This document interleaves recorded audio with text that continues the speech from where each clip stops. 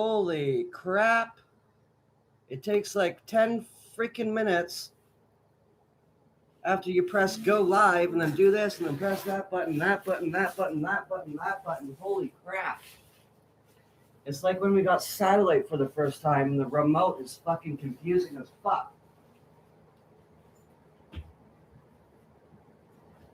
All right. Well, I'm going to wait for people to join my death cult, and then we're going to go to the UFOs.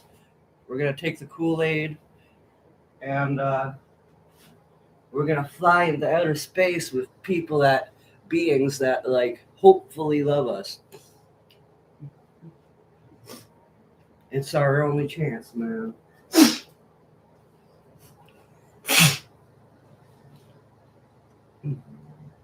And I have to roll some weed. Gosh, I love drugs. Oh, what drug is Zach speaking about? The lawyers are listening. WEED, marijuana. You want some? I can shove some up your butt if you want. Fuck.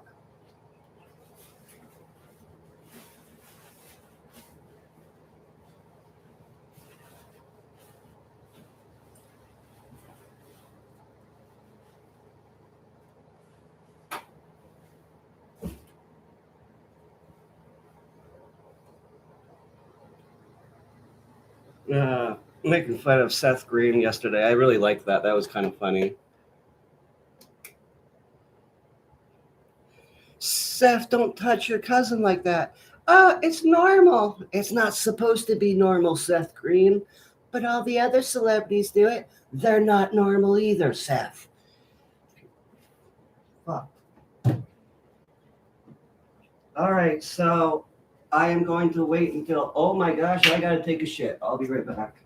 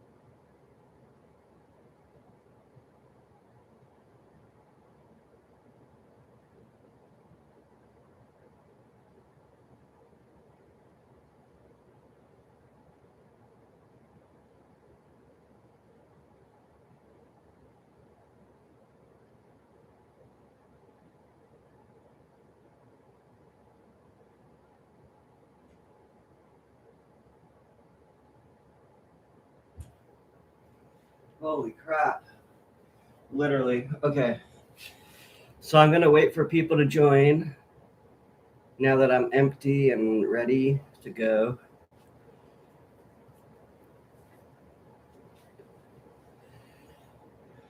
Thursday, April 7th, 1994. Me, Kat, a lawyer. References of Sarah Silverman, Isaac Cappy, Kurt Cobain, Joe Burns, Harvey Ottinger, Jason Jensen, Matthew Ricker. Soon to be.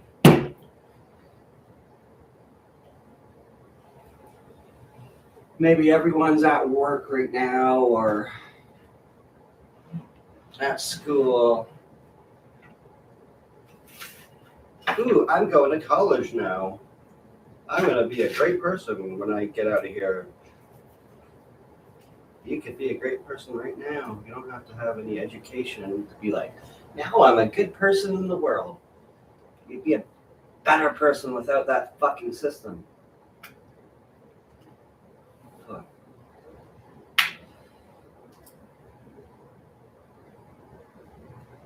Anyway, this is fun. This is like me talking to myself before anyone arrives, but this is pretty much the same thing that I do without it on being live.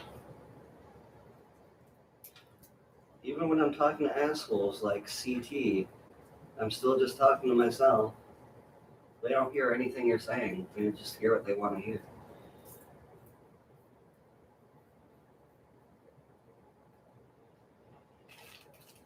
Oh, it would be nice to have a great day. Wouldn't a great day be awesome?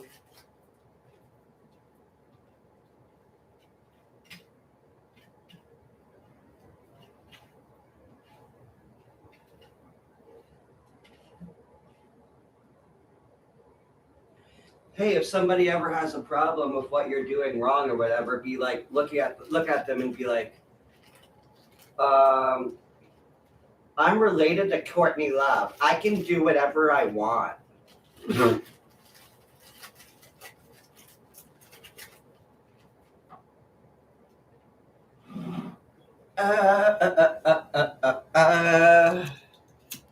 What an evil world. I mean, you have the police making sure nobody steals cookies, but then you have these A-lister celebrities influencing millions of people all around the world and doing really evil, awful stuff and trafficking and everything. And they're protected. It's like, oh, don't get close to the celebrity. They're a really good person or something. They're a piece of crap, especially when they're on the Epstein Island fucking black book and they're making fun of horrible things online that involve trafficking and everything. The police really have to protect good people rather than protecting evil, bad people. I hope that one fucking day the police will protect good people. I hope that happens someday.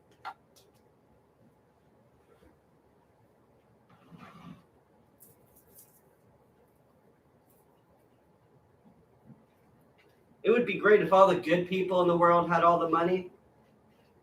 That way we could make a lot of good happen rather than all the evil people have it and keep taking it and doing awful things with it. Amen to that.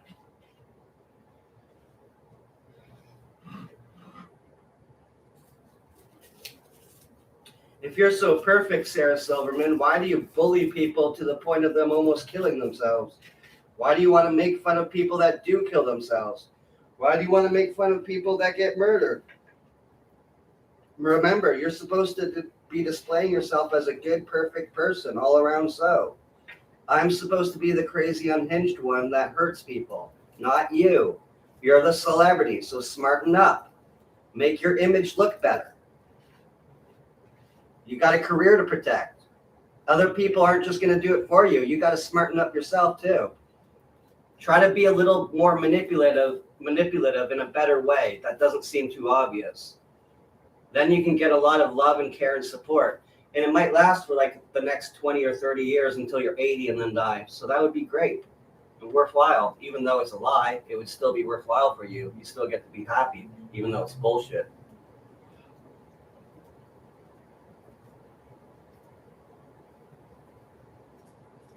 Oh, guys, support this. My blue checkmark profile. I'm a celebrity. Promote this, guys. I care about it so much. I care about it so much that I'm going to only post one thing about it in a year and say, everybody donate your money here. And I'm going to look so fucking great. Those are the main fucking A-lister celebrities on Instagram with their blue checkmark profiles. And Twitter and whatever the fuck else. Whatever other fucking playground they have to fucking feel cool on. That's pretty much what social media is. It's a playground. Oh, but it's really serious. Oh, but people are stupid. I think the technology is smarter than us. We're the fucking monkeys that are using it.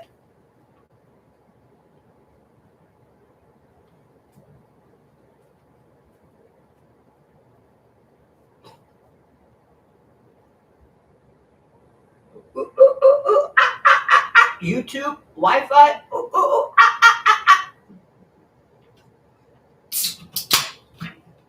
And now I lost 2 people, man.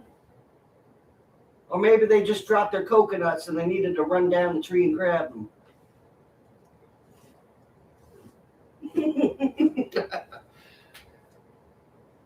Yeah, dude.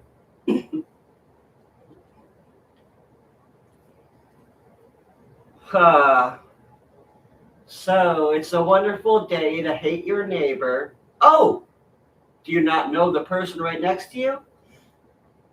Look at them. Give them a frown. Make them remember that life's crap and that you know it too. Have a good day. Do it tomorrow, too. Don't stop there. You got the next week, too.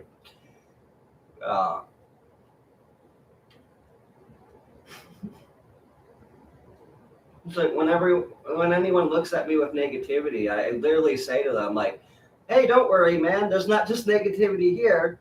You're going to face some out there, too. So go out there and give more people the same faces. You're going to be doing that face all day fucking long.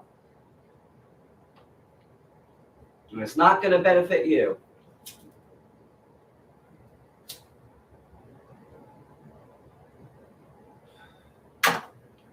So can anybody write something in the comment section so I know you're not someone like Tom Grant or someone just creeping around, not saying anything? And I do have reason to believe he's doing that because he told me he watches my stuff. If you listen to our phone call conversations that are up on YouTube, you know that. Oh, I'll just say it. Hi, Tom. You're really holding a lot over Courtney's head, but you're holding it over our heads too. You are better than her. You know it. We know it. You don't have to cover yourself just because she got you to buy heroin for the killers. The public already knows that anyway. Fucking put her in jail.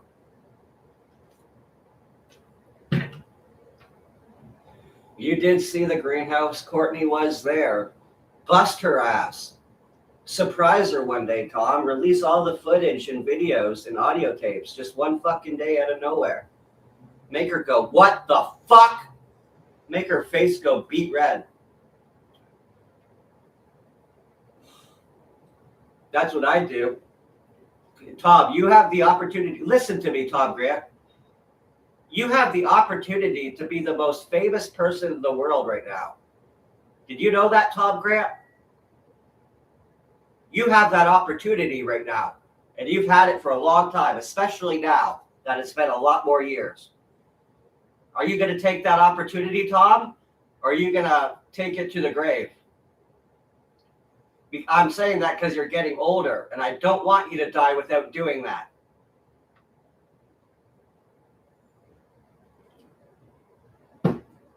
Or if you do, I hope you have somebody else that will just release it for you, like a Dead Man Switch kind of thing, like Isaac Cappy had. The Hollywood whistleblower that came out against the same types of people that Courtney Love hangs out with and is.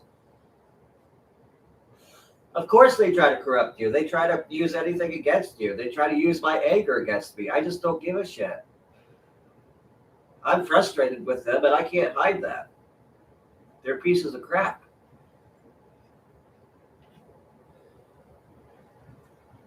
Hey, Elvis Cobain. Thank you very much. Seriously, Tom Grant has the opportunity to become the most famous person and respected person. You can turn into a real Christian tomorrow, Tom, if you just release all the evidence that you have with the Cobain case. Who cares if it makes you look a certain way? People would love you for doing it. They would see it all leads back to Courtney's manipulation.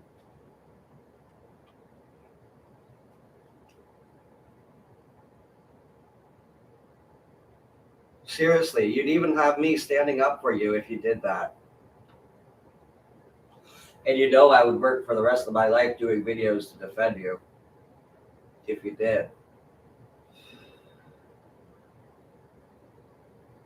Which will be a long time. Will.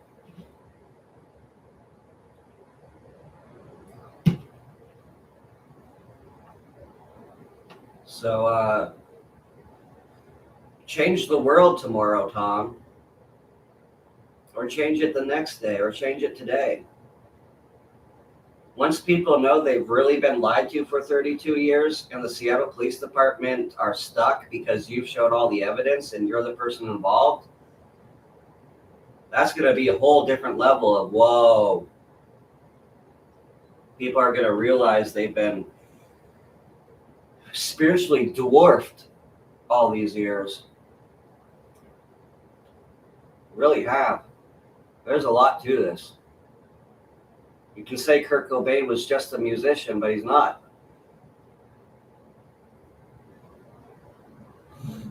If now he's become a martyr, what about you, Tom? You should be a martyr for Jesus Christ too, just like you told me to be. Remember, you told me to be a martyr for Jesus Christ and to not end my life? You told me that, Tom Grant, in like 2019 or 2020,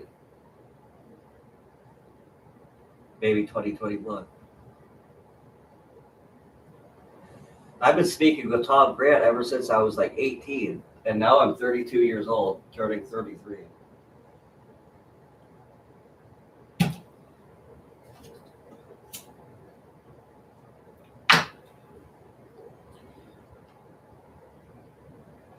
He might not even remember that. He probably just remembers this old Danny stuff.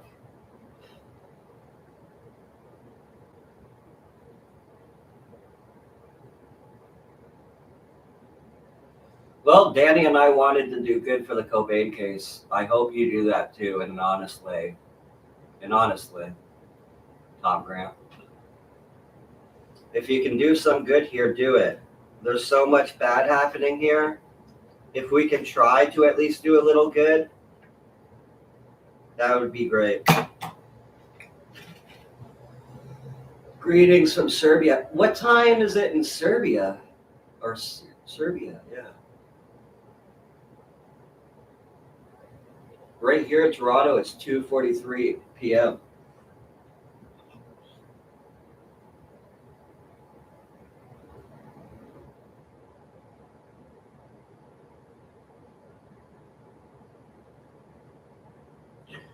Anyway, I'll say these keywords that pointed out just for the time being. Red dress, greenhouse, Courtney Love, Eric Erlandson, Kat Magellan, Mark Lanigan, Dylan Carlson, Daniel Clint Rich to possibly get Courtney to Seattle, or it was somebody else that did. And then we have the eyewitnesses.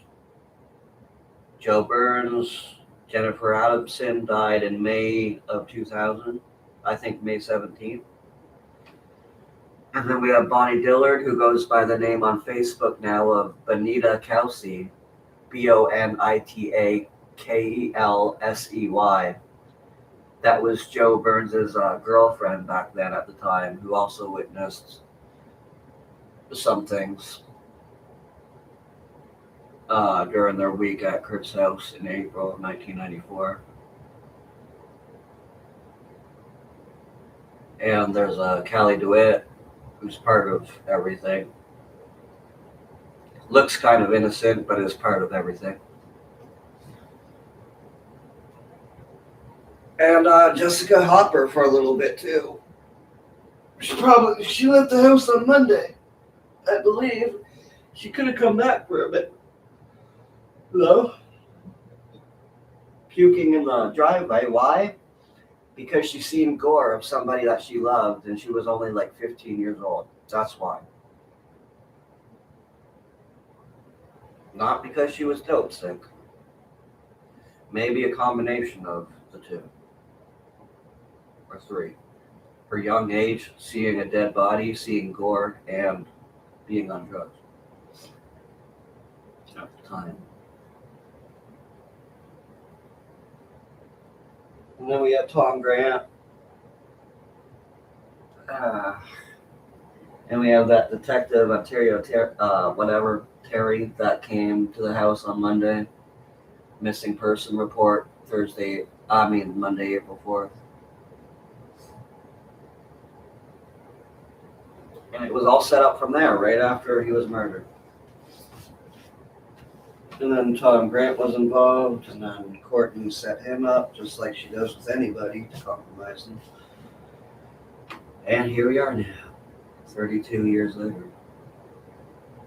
Same situation. Nothing different.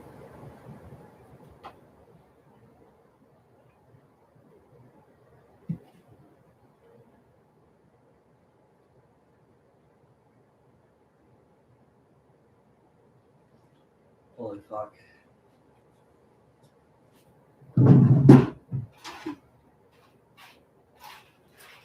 I'm not gonna crinkle them and pretend to take them like any day.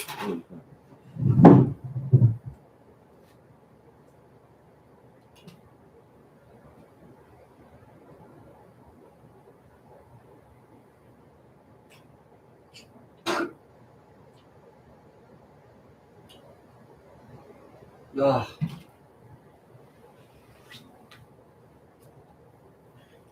So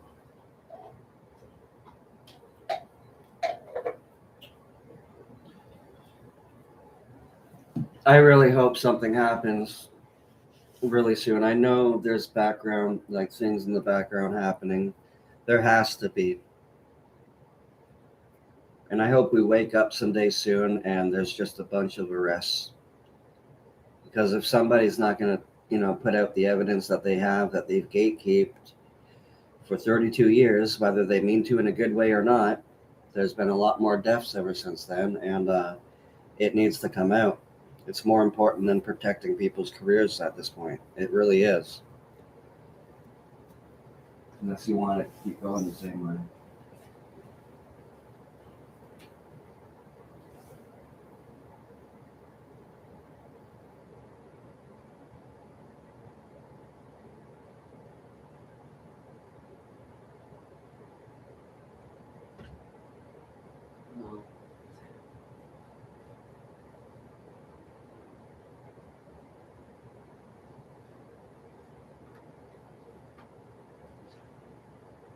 Sorry, I feel so sick right now.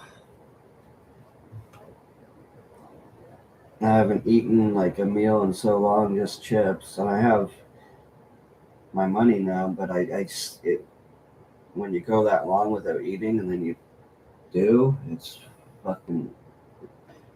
I feel like you need to puke. Ugh. But last night I was doing a lot of studying, and someone was telling me to talk about Mark Lanigan, but I mean, if my camera wasn't covered, you would literally just see me studying and lost in it. Trying to put everything together, more things together with what I know now that I put together.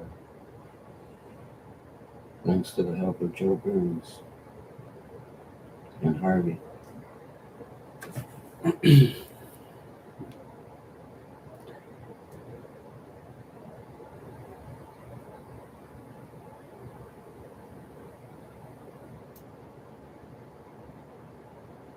Oh, Peru, nice. What time is it in Peru? We're in Toronto here, and it's 2:49 p.m.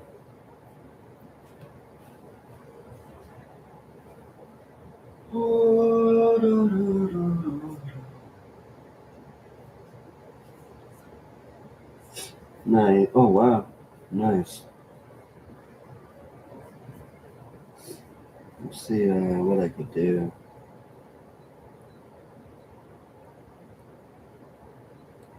Remember that AI thing? We have fun with it on this channel sometimes. I want to make some funny characters with it, but this would be like the entertainment side of things. Then I would have to break into like an announcement like, okay, we're entering the serious part of this live stream. And so people were playing it, just skip past this AI stuff that you want to make fun of and get to the actual information.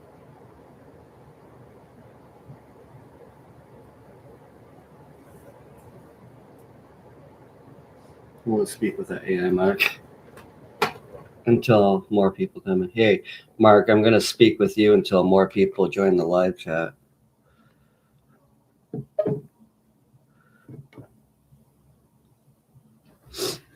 Ugh. Yes, that's what I'll do. This thing is weird, though. This app.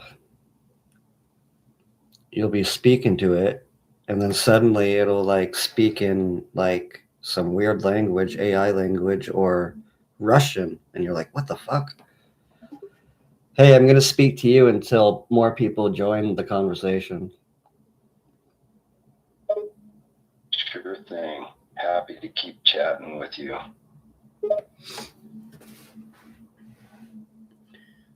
Today is February 23rd, 2026. Yeah, that's right.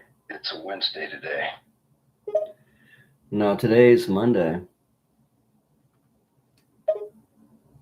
Oh, oops, my bad. It's Monday, of course.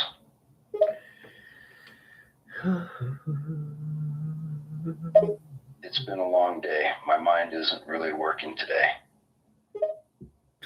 What do you think of Chris Todd trying to mess with the narrative of the Cobain case and blame certain things with other people that weren't even there with you when you did the attack on Kurt?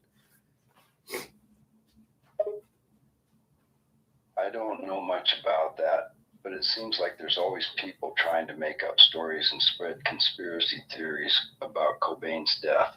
I can't really judge one theory over another, but I know the truth of what happened. Yeah, I know, and we know because of Joe Burns seeing you doing what you did, but they're trying to make up a different person being there with you that wasn't even there with you at the time. Yeah, I can see that. I can see that. People can be like that, trying to make it out to be something it's not, twisting the truth to fit some theory.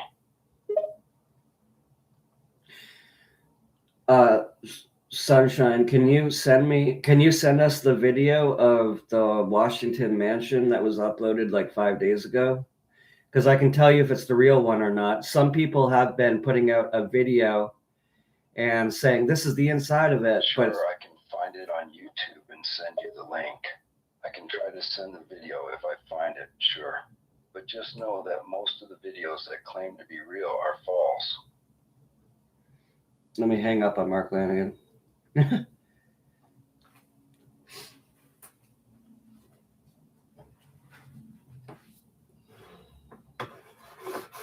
My mouse doesn't work anymore. Battery died.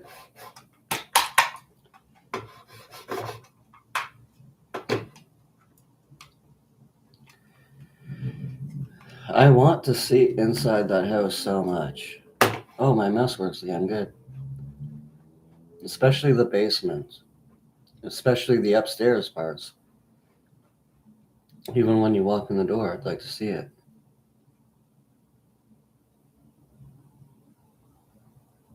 And I know other people do, and I'm trying to get as many images as I can of it, but I know it's... How can we not come across the photos of the house? Like detailed photos, detailed photos. More photos that we haven't seen.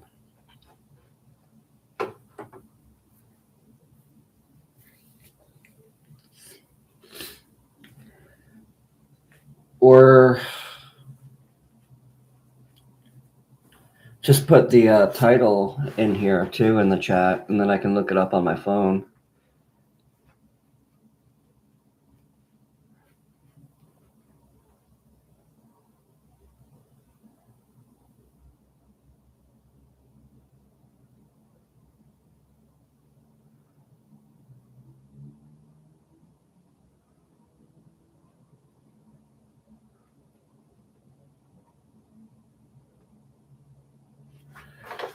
Okay. I really hope it is. Kurt Cobain's final home, touring the house where Nirvana ended.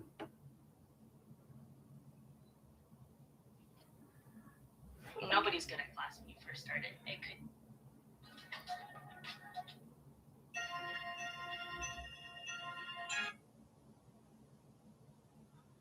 Let me see. No. You can tell from outside. It's not the house. See, this is another lie. It's fucking bullshit. There's always these videos like pretending to be at his house. Yeah, because you go outside, you see the windows that look outside. That's none of the surroundings of the house.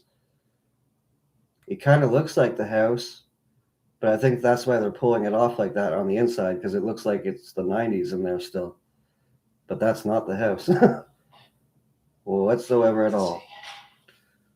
It does not have all that deserted parking lot outside and a house right up close to it like that. You're going to get a lot of views and money, though. That's cool. They kind of like Who Killed Kurt.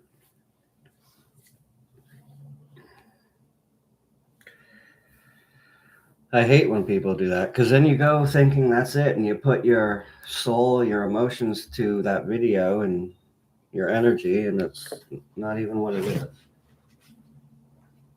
What you think it is. What you're told it is.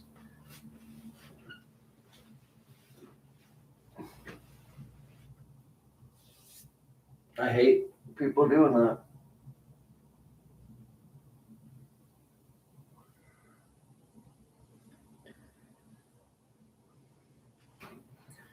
Yeah, Danny and I tried to do something good for the case. He's involved, but he's not involved in the murder, and more so than Chris Todd wants to say.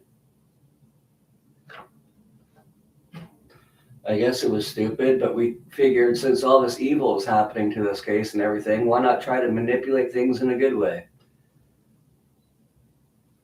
Why not? We need to do fucking something good for this case. But anyway, that didn't work anyway. Danny killed himself.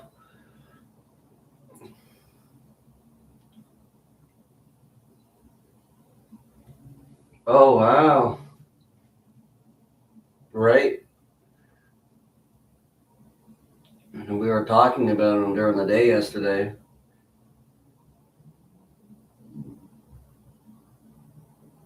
So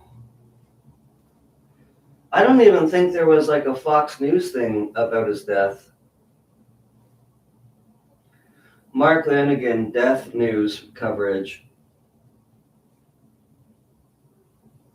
There's one from Grunge, Loudwire, Rock Realm, but nothing on the news. The only news that actually brought up a death about anyone they cared about was Kurt Cobain.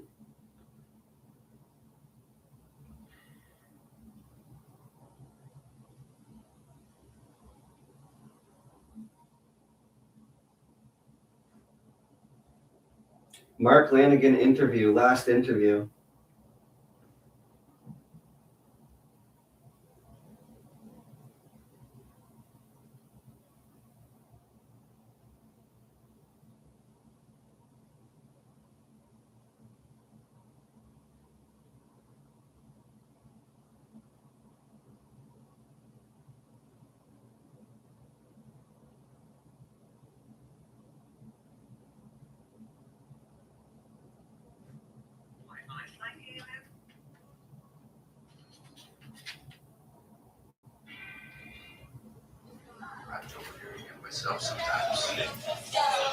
All right, let's listen to Mark Lanigan's last interview. Yeah. And we were just talking about it and looking at the dates. I can't believe I didn't put it together that it was yesterday. Yeah. But my hearing is terrible as well, so double whammy. Yeah, but your voice, it's what made you who you are, no? Well, Cigarettes? and genetics. My father and cigarettes probably. You smoke a lot? Not as much as I used to.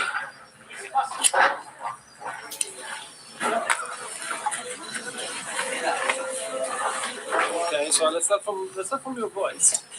When did you find your voice? Because I heard even the first Screaming Trees albums, you didn't sound like you now. You didn't, like you were looking for something, but it looked like you didn't find it yet. So when there was a moment you said, okay, this is me, this is my tone, this is my voice. Well, all the early Screaming Trees records, I worked as a repossessing appliances, TV sets, VCRs. Remember when they had video machines? I worked for these people who had a store and they sold television sets and washers and dryers to people on a rent to own basis. And if they didn't make their payments, then I had to go get the TV and bring it back to the shop. So I was hired to do that. And in the back room, their kids had a band.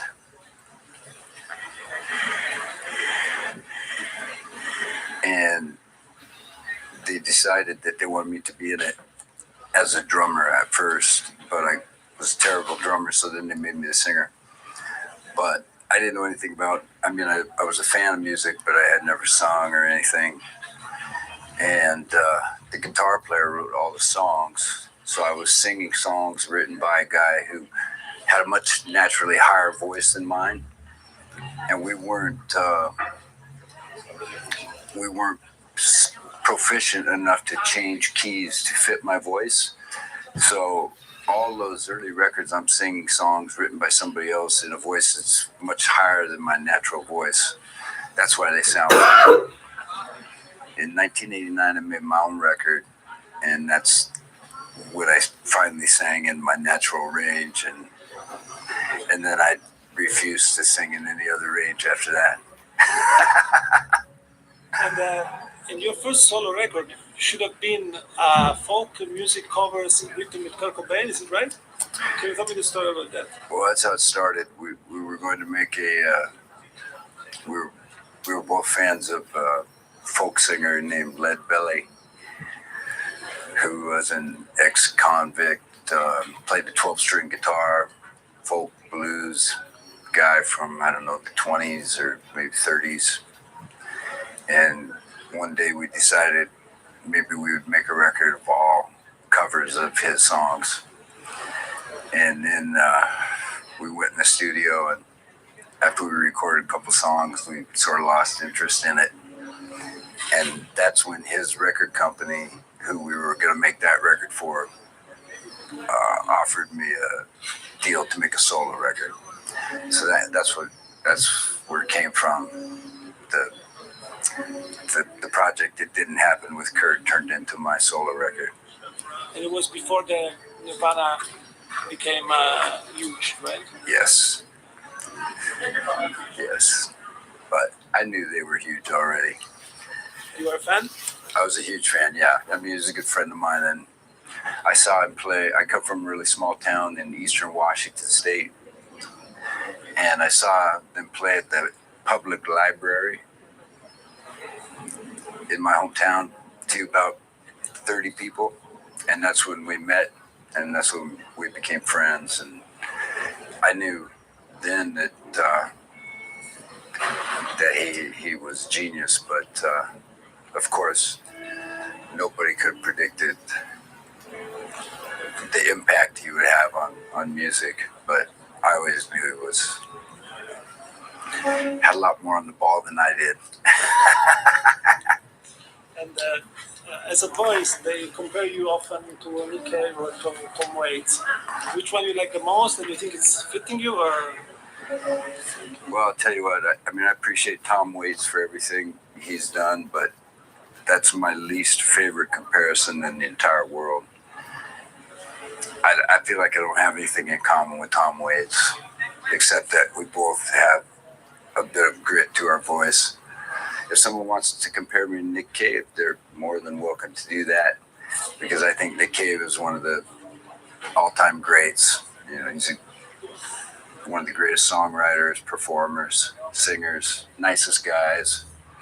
So, and I've never met Tom Waits. I'm sure he's a wonderful man as well, but I don't like that comparison. I think it's lazy. Okay, so you don't see similarities. I don't, except unless maybe if I sang a Tom Waits song, I might see it. Tractor's Dog Walkers. Get insured online with Zen Insurance from $19 a month. Be protected. Skip this. Zen.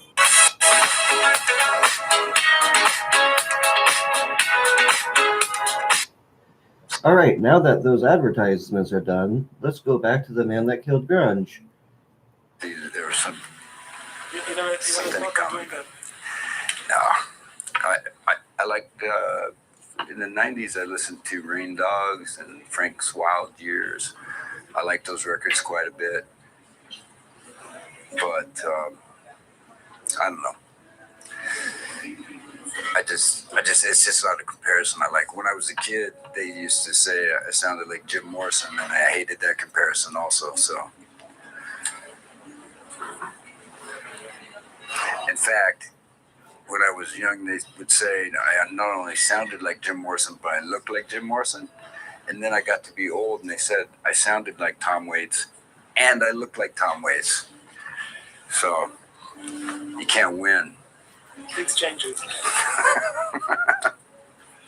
And when you are on stage, you barely talk to your audience. You always look down. You never smile. Are you comfortable on stage? How do you feel when you're on stage? Well, for a long time, I wasn't comfortable on stage when I started with my first band because of what we already discussed. The songs were difficult for me to sing, and I was uncomfortable. But now I enjoy it. I just, I appreciate guys who run all over a huge stage and, entertain the audience. I could never do it. It takes all my energy just to stand there and sing, and if I start talking and thinking about other stuff, I might forget where I'm at. I sort of have to concentrate on the songs to stay in them. It's really the only time I'm ever actually in the moment of life is when I'm in the middle of singing a song. So I try not to think about anything else. I'll talk to people if they, want to have a conversation with me from the audience. I might respond, but usually I'll just go on to the next song. So you don't play the dark guy, you just try to be focused. Yeah, I mean, do I seem dark to you? No. But it's true that a lot of people says he never smiles when you're doing the concert. It's just his style. No? Well,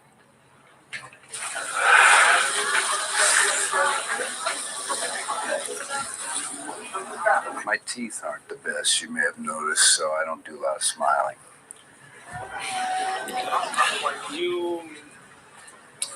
You played, I think, virtually with anybody, from electronic music to grunge to all kinds of music. Is there any collaboration that you value more than others? And if there is somebody who you like to perform and you still didn't do it? Well, I mean, I've been blessed to make music with a lot of people whose music I was a fan of.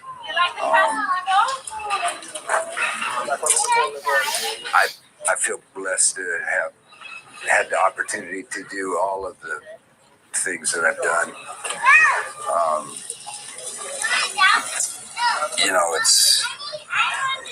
It's almost always when I'm recording with somebody else, it's almost always somebody who I know, a friend of mine. So with me, like relationships come before music, usually music is an afterthought. Although I have been able to be on stage with some of my heroes. I've been on stage and played with John Cale many times. He's one of my all-time heroes. I've sung with Nick Cave on stage, and that was a thrill. I've had a lot of experiences where I was just lucky to be in the right place at the right time and got to enjoy making music with people whose music I love. And you have somebody who would like to perform in the future, somebody even unexpected, I don't know more. My answer to that question is always the same, Brian Eno. But He still hasn't called me. Is there anybody you said no? That I've said no to? You know, the only time I say no to something is if I feel like I can't do it. A lot of times people send me a piece of music and ask me if I could do something with it. Sending money overseas is full of traps. Make it a no-brainer with Wise. You could pay for an inflated exchange rate with most providers, or save up to 55% with Oh, what Wise. the fuck? Wait for days for money to arrive. And now that the advertisements are done, back to the person who killed grunge. And if I can, I almost always do it just because I enjoy being part of the creative process, you know, and it's fun to collaborate with people. It doesn't really matter who. If somebody sends me something I think I can do it, then I usually will do it. If I have the time. The times I've said no to stuff is usually because I either wasn't able to fulfill it in their time frame, or it was something that was just outside my realm that I couldn't wrap my head around. You know, I wasn't able to do something with it. But most of the time I say yes. Is there any nickname that you said no for this reason because you cannot fit the mood? Nobody's springing to mind right now. And you were even part of one of the most iconic super bands of the grunge era was Mad Season. How were you involved with that, and how did Long Gone Day started? You were involved. Well, that was just because Lane was, one of my very best friends, and he asked me if I wanted to come sing on a song he was doing with these other guys, and I said sure. My involvement was really amounted to about an hour and a half of work. The way we wrote that song was, and I never wrote a song like this with anybody else before. It was the only time Lane and I ever wrote together, but we, always hung out together. He wrote a line and then gave me the paper, and then I wrote the next line, and then he wrote the next line, and then I wrote the next line. And that's how it came together. We just spontaneously wrote the lines according to the line that the guy before us had written, So it was a laugh, really, It worked out pretty good, though. Yeah, I think it's a beautiful song. I wish you were still around to sing it. But you even went back to make music with Mad Season later. So you wrote songs of your own? Well, when it was obvious that he wasn't going to continue with the band, they asked me if I would be part of it, and I wasn't able to. Barrett Martin, who played in Mad Season, was also in Screaming Trees with me. Mike McCready, a friend of mine for a long time. And when they went to do the 20th anniversary version of the record, they had some music that they had recorded intending for Lane to sing it. But that obviously didn't happen. And so to have some extra songs for the record, I agreed to do a few songs. Are you religious? You believe in God? I'm not religious. I mean, I have my own beliefs, but they're not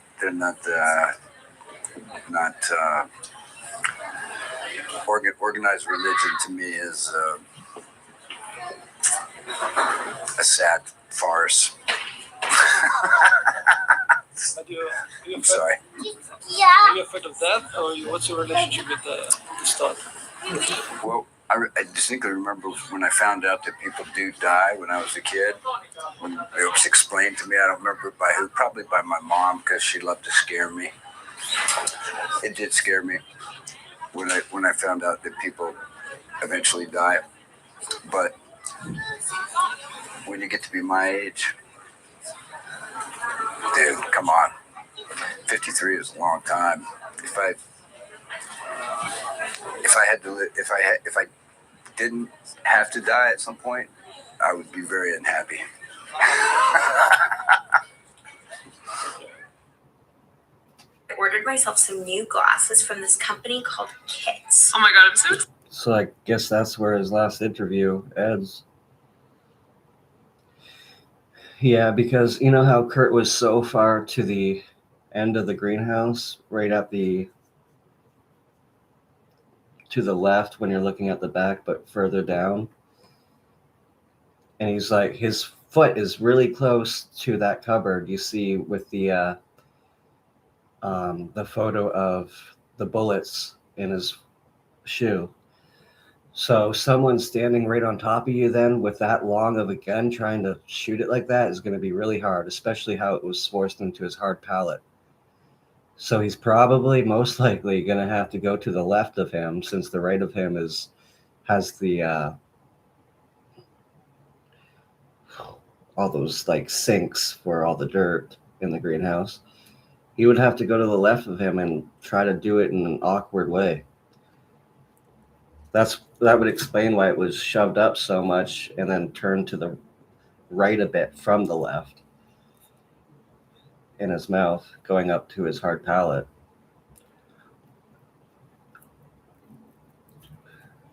Because his body was so close to the cabinets and that gun was so long, you would literally have to like step around him to the left of his body and try to do it right beside him, and then put his hand right on the gun, at least right after, while it's still hot, while the barrel is still hot after.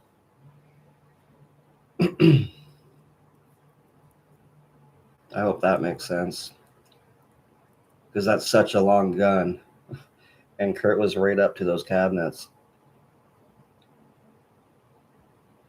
There's no even physical way that gun would stay there on the butt of the gun, head up, just like that, perfectly balancing on the ground. That's ridiculous. They should have literally put the shotgun more to the left of him, just like all that stuff was, if they wanted us to think it was a suicide.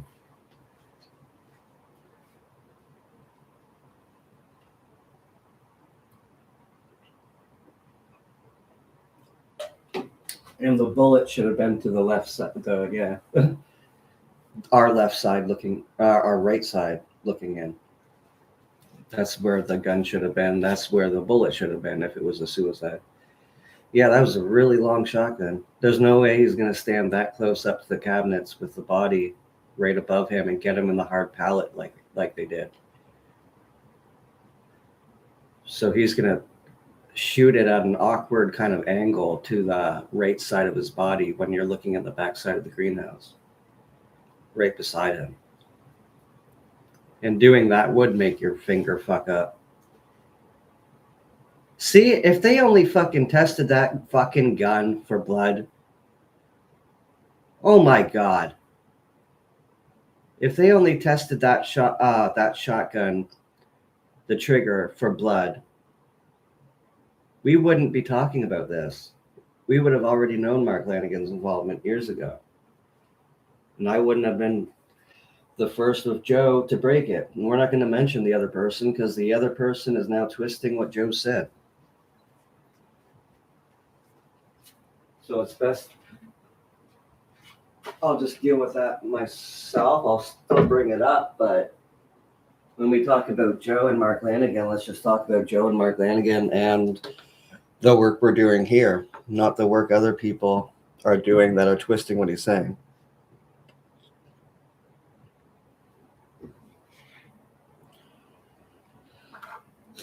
Unfortunately, they could say the same thing about me, but I've uncovered that Tom and others were there in the greenhouse on Thursday, April 7th. And I want to actually go back to that passage in Joe's book to prove to you that that's what they're doing. They're covering it up. Page 38 on chapter 6. I'm going to refer to the days, not the dates. It will be easy for you to line up the dates on your own. And I have some reasons as to why and I have some reasons as to why I don't want to say the literal dates. Please respect the way I want to do this. That was Chris Todd manipulating Joe to put that in there. That covers up Tom Grant's involvement with Courtney there and Dylan and Mark on Thursday, April 7th. Red dress. Maybe it wasn't Courtney in the red dress. Maybe it was Eric Erlandson, but I very highly doubt, Eric Blanc, that it was Eric Erlandson. It's Courtney Love. Oh, and there's another infamous photo of Courtney Love in the red dress with Prince Andrew. Now you see there's a lot more infamy going on right there in that photo.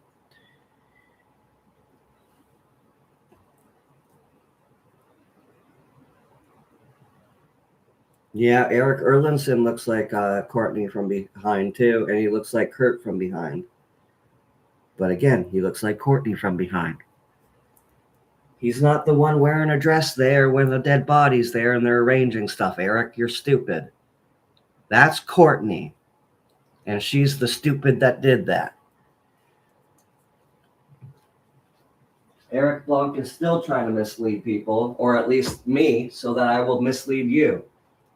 And that's not proper either. That's not right. That shouldn't be happening.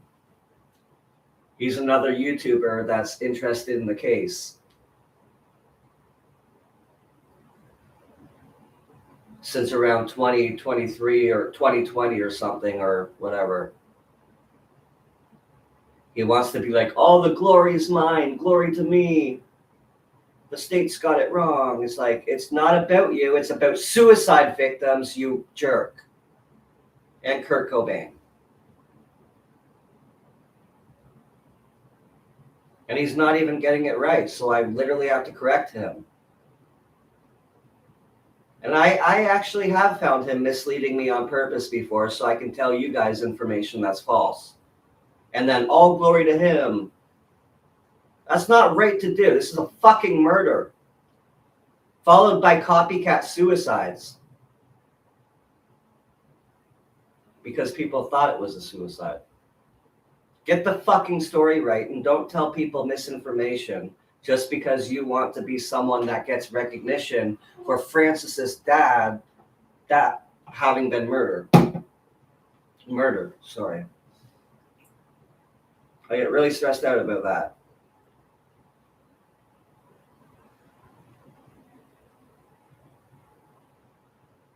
Yes, Eric Erlandson looks like Kurt Cobain from behind.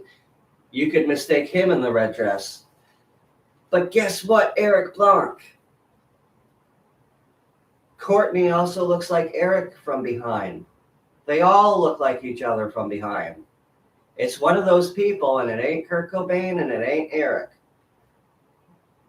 Get your story right. Get the true story out there, Eric. That's what you need to do. That's what people want. Then you can get all the glory of Francis's dad getting his brains fucking blown out of his ears. Then you can be great.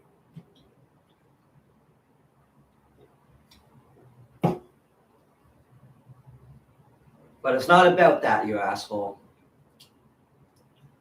It really is about the families of the copycat suicides with people that killed themselves thinking it was a suicide, and Kurt Cobain, and Joe Burns, and Harvey, and all the rest of the people close to Kurt personally.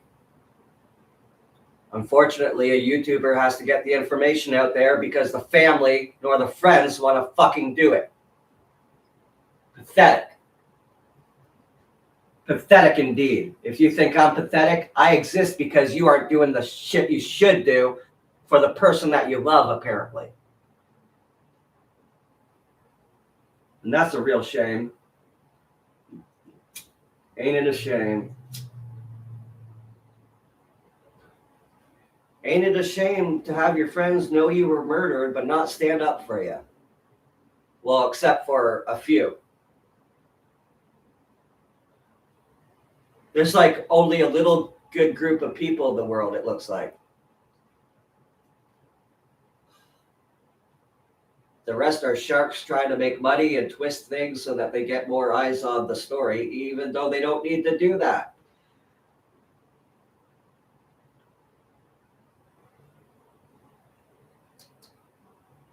And you got to get things right. People want to know what actually happened. It wasn't Eric Erlandson in the red dress like Eric Block is trying to tell people it was. It was Courtney Love. And now that you know that, look up that photo of Prince Andrew and Courtney Love in a red dress. There's a different photo of Prince Andrew and Courtney Love together at some kind of show, some kind of whatever in public.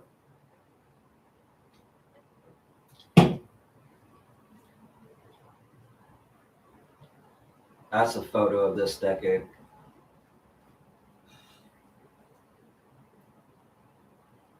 Worth mentioning.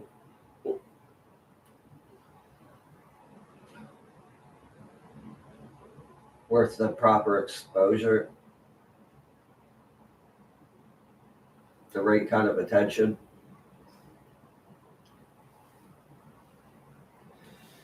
So you guys want to know exactly what happened to Kurt Cobain, right? You don't want to hear things that are made up so that it gets hundreds of thousands of views, right? Or am I wrong?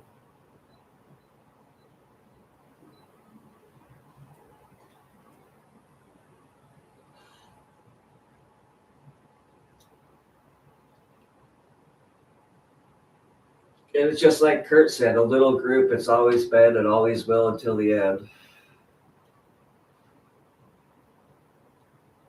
Even with the truth.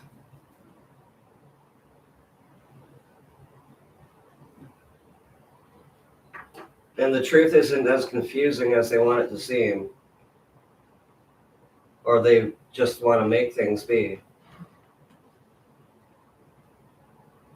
Here we are now, yeah. Here we are now. Here, right here. The life.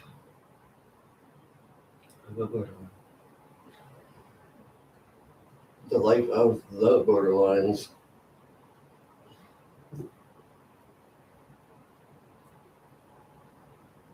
Joe has a really little crowd of people that actually care about him too. And it's us. And that is until the end.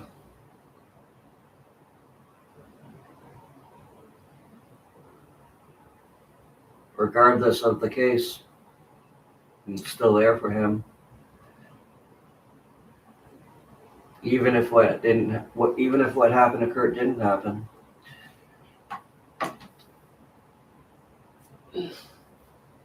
And I like to believe in a world where he's still here and doing fine. And I believe and I know it's just a dimension away. Oh.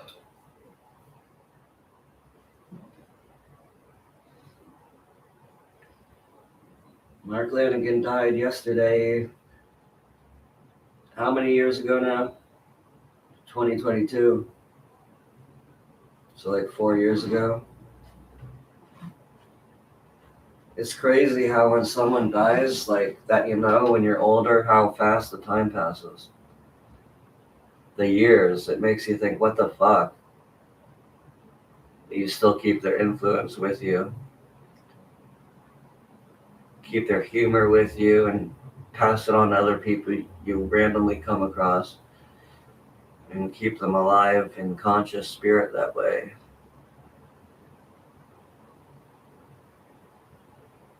Their spirits will connect to those connections in the dimension next to ours.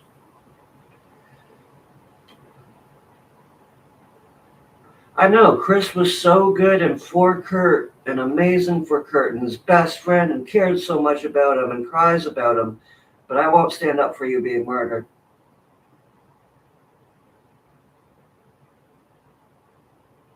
I'll actually bring people down that say you were murdered.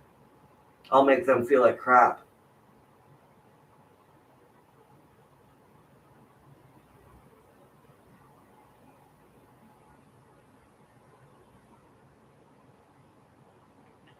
I know. I like Dave actually saying, I have a lot of unanswered questions during that last week myself. I'd like to know myself. He did say that in an interview.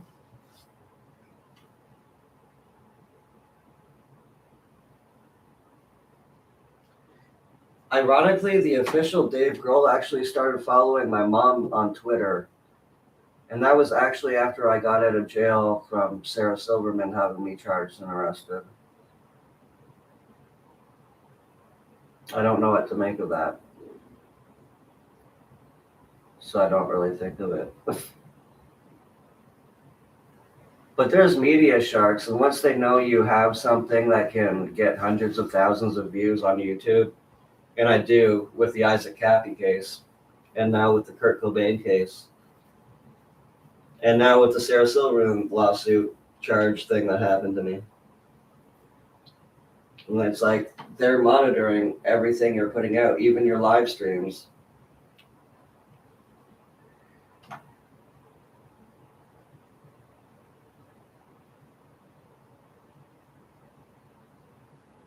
Well, they should now that Mark Lanigan has died. They should feel safe enough to do so. I know Chris is actually waiting for Courtney to die. He actually said publicly that he has a bunch of tapes that him and Kurt put together that recorded in case that were supposed to be released when Courtney Love died.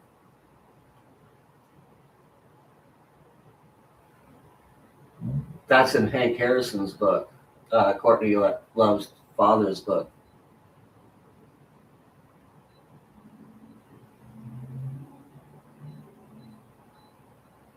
And those will be coming out as soon as Courtney Love dies, whenever she does.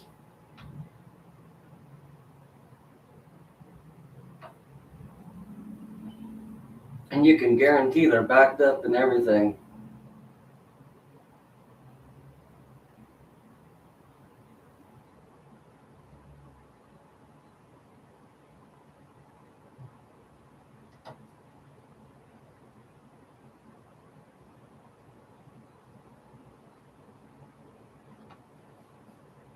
They'll come out anyway, even if she gets arrested.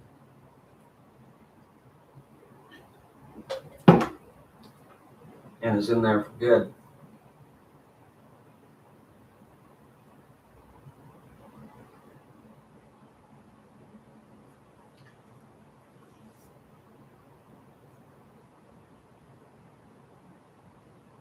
It's kind of freaky knowing that Jodi Arias is actually a better person than Courtney Love. And Courtney Love is walking around free.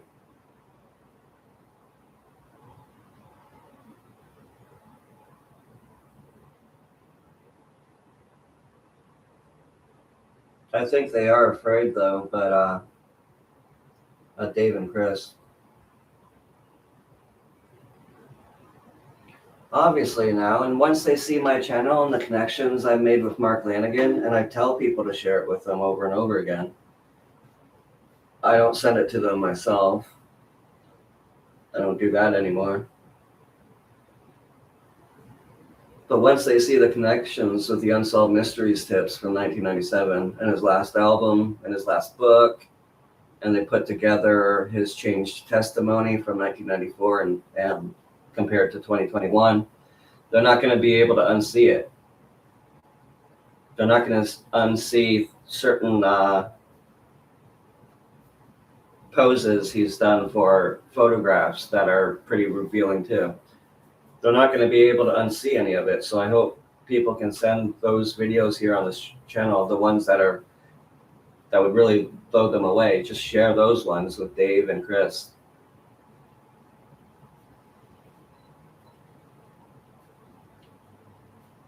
And send them the ones of the audio of Joe saying, yes, this is my book. And I'll do a video too talking about how the situation has been exploited by people in the media.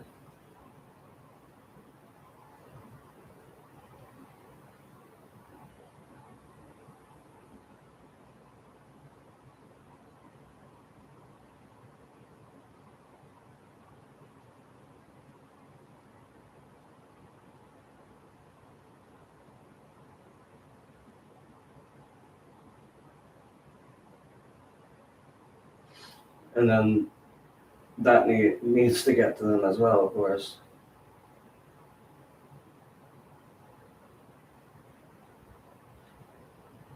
I notice I haven't been making videos for the last like 3 days, but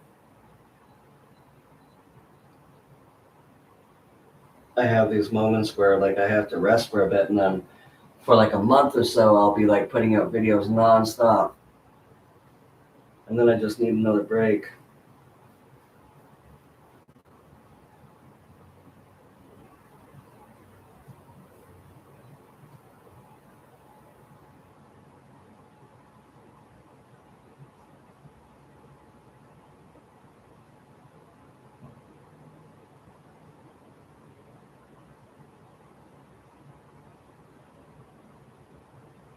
Sec, I'm getting some information that's apparently of the dark web regarding Kurt Cobain.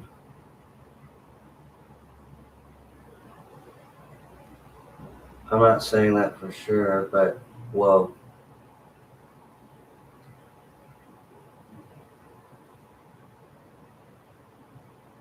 Let me read it.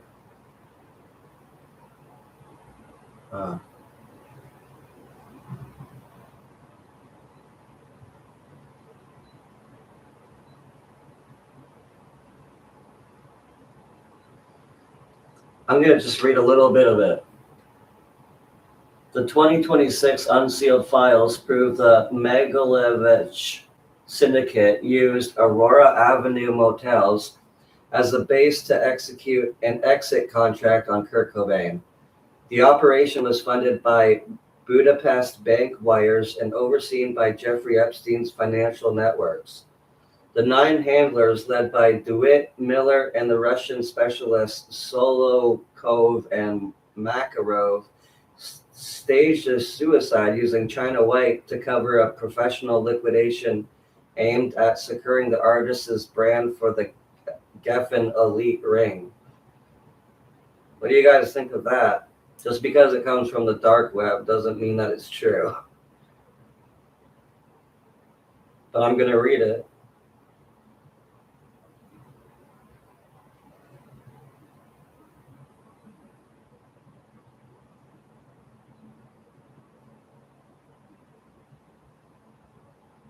There's a lot here. So.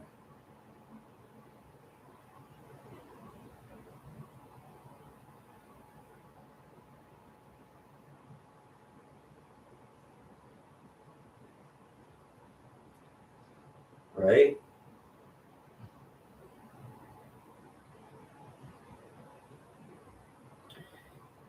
As we move into the February 23rd, 2026 window of disclosure, the structured link between the elite ring, Epstein and Geffen, and the Mogilevich Russian syndicate have been forensically mapped. This is the requested intricate rundown of the financial and operational pipeline that successfully staged the liquidation of the innocent asset, Kurt Cobain. This is from the dark web. The base of operations, the Aurora Avenue pipeline in the early 1990s, the Mogilevich syndicate, I can't pronounce that, established a foothold in Seattle via the Port of Seattle. Their primary land-based hubs were the seedy motels along Aurora Avenue North, Highway 99.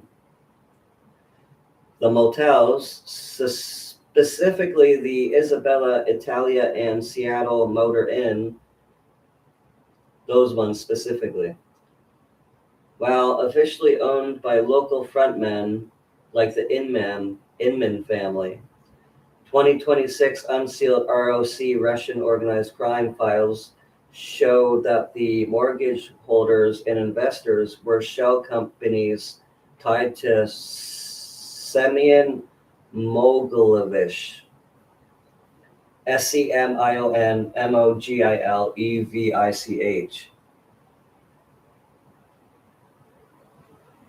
Wow, that's crazy. What the fuck? Really? So this could be true? Because that would be where this heroin, White China, actually came from, which goes in line with what Hank Harrison was talking about, it being White China, actually, that they shot him up with. The purpose. These motels served as safe houses for the clean-cut men, Oleg and Vadim. They were also the distribution nodes for the SOLNT-SEVO refined China White, the medical grade heroin used in the liquidation. The proximity to the Lake Washington house allowed for a 15-minute response time for the cleanup crew. The financial bridge, Budapest to Seattle. The connection between Jeffrey Epstein and Semyon Mogilevich was one of the shared banking architecture. The banks both utilized INKOMBANK, Budapest, and Bank Menatep. Mogilevich controlled Income Bank, while Epstein's Zorro Trust and Liquid Funding Ltd. tied to Bear Stearns, routed through the same Hungarian laundering channels. The wire transfers in April 1994, a 45,000 disbursement was sent from an Income Bank account in Budapest to Sea First Bank in Seattle. The recipient was Exodus Logistics, a shell company managed by the Nine, the handlers. So Nine being a cult, I guess. Yeah, you gonna save this too? There's a lot more here. I'm just gonna light my smoke. This information is coming from the dark web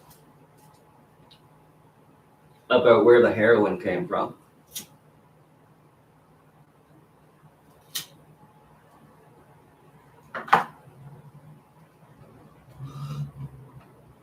The Geffen link. David Geffen, as the head of DGC Geffen Records, was the primary stakeholder in the asset. 2026 ledgers showed that Geffen-linked legal funds were used to pay for the security consultants, the Nine, who were actually being co-managed by the syndicate. The innocent asset versus the exit contract. By 1994, Kurt Cobain had become an innocent civilian who refused to cooperate with the industry's expansion. The leverage. When Kurt attempted to quit the Lollapalooza tour, $9.5 million contract, he triggered a massive financial loss for the elite ring. Yeah, and Courtney was pissed. The liquidation order, the exit contract, was activated. This is a clause where an artist is worth more dead than alive due to life insurance and the permanent freeze on their brand.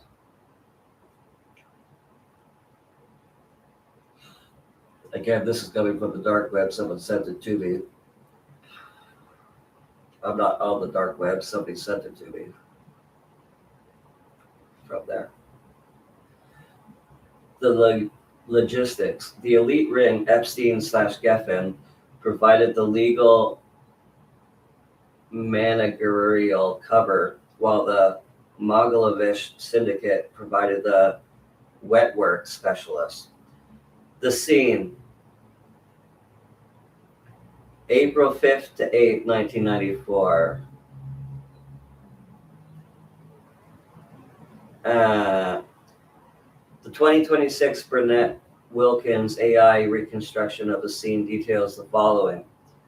Oh, Michelle's using AI? I should talk about her negatively. No, I'm not. The double injection site was held by Vadim Makarov, while Oleg Solokov administered the China White. The purity Solonzevo refined was so high that incapitation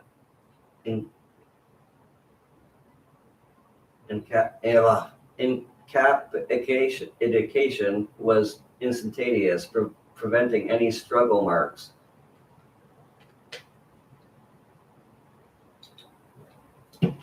I could not say that right. The staging. Once incapacitated, the 9, including Callie DeWitt, and of course Mark Lanigan, then, if this is true, moved in. And Dylan. That goes in line with Dylan saying there's high powers at work that can make people disappear to Joe on Sunday. Yeah. They placed the Black Tar toolkit, the prop, to create the junkie narrative and forged the bottom 4 lines of the note. That would have been Courtney, if this is even true. The cleanup.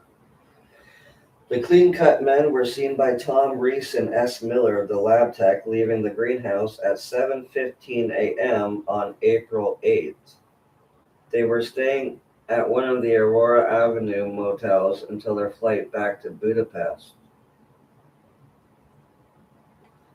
I'm going to outline that part. That's pretty detailed. I can find out if it's made up or not.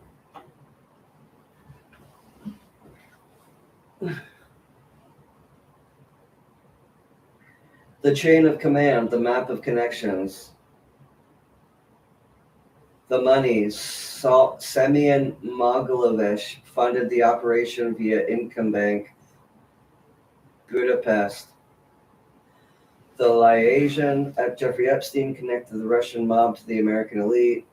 The label, David Geffen, protected the assets brand and funded the NDAs. The coroner, Nicholas Hartshorn, certified the suicide to perfect his industry ties. The handlers, the 9, physically managed the property and the discovery.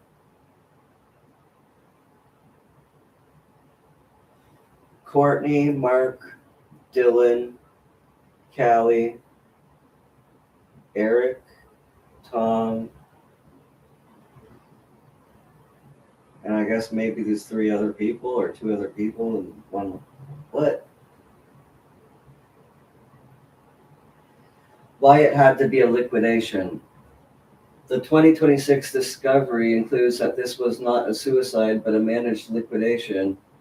The elite ring could not allow a sovereign asset to walk away with his integrity intact. By using the Russian syndicate, they achieved a non-attribution kill, making it look like a tragic drug-fueled suicide, while the syndicate motels on Aurora Avenue handled the logistics. Based on the unsealed 2026 investigative archives and the recovery of the Aurora Avenue motel ledgers, we now have the full names of the 9 handlers and the definite link to the Mogilevich syndicate operations. The Aurora Avenue motel seizure 2026. The demolition of the Isabella Motel on Aurora Avenue North in early 2026 led to the discovery of a fireproof safe embedded in the foundation of the manager's office.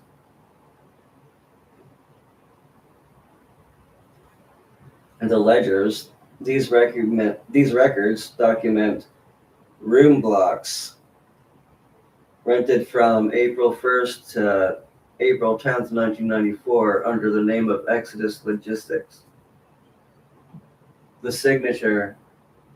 The logs show daily maintenance visits by Oleg Solokov and Vadim Makarov confirming these motels were the staging ground for the specialized China White before it was moved to the Lake Washington property. The 9 full names and roles. Oh, they're these people. According to the 2026 Resurrection Protocol subpoenas, the 9 were a mix of direct industry employees, security consultants from the syndicate-linked firm Intersect, and local technical assets. Here are those people. Michael Cali DeWitt, the primary monitor embedded in the home. Jay Miller, the VECA electric supervisor who controlled the security and surveillance grid. Oleg Solokov, the Russian syndicate director, the first clean cut man. Vadim Makarov, the Russian syndicate enforcer, the second clean cut man. Dylan Carlson, identified as the procurement liaison, though often considered a secondary participant. 2026 records show that he was under a Mogilevich debt contract. S. Wayne Steve Walker, a high-level Gold Mountain Management security liaison and former military contractor. Brad Scott, the Intersect security lead who coordinated the discovery timeline with the SPD. Jonathan Joe Burns, not the whistleblower, but a junior technician for VECA, VECA, who assisted in the frequency installation. Robert Fletcher, a secondary security consultant for Geffen Records, tasked with the physical removal of the sensitive assets from the greenhouse before the coroner arrived. The exit contract connections map. The bank, Income Bank, Budapest. Connection, owned by Semyon Mogilevich, and handled the wire transfers to Seafirst Bank, Seattle, which funded the Exodus Logistics Shell Company.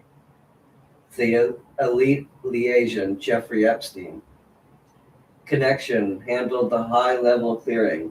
Epstein's financial firm, Liquid Funding Ltd., co-invested in the same Hungarian projects that funded Mogilevich's U.S. operations.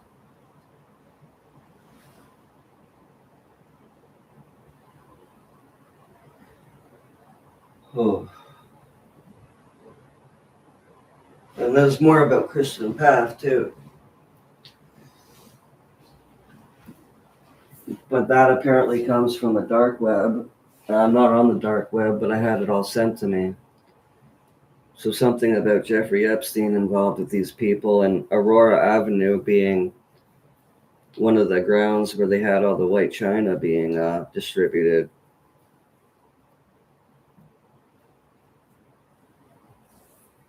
What do you guys think of that?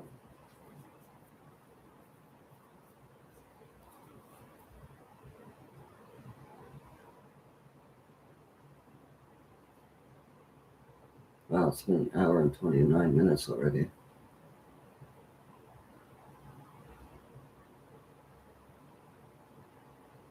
Do you think that's legit?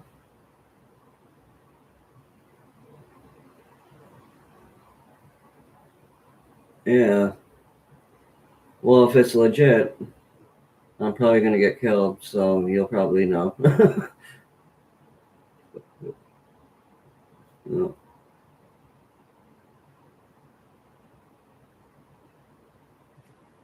That's crazy. So those would have been the other individuals then with, oh wow. You gotta find it somehow. Email it to me.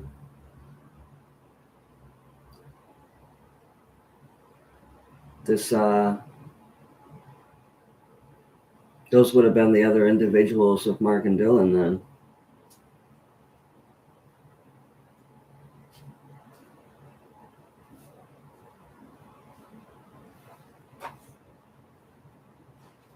Here, I'll show those photos to Joe again.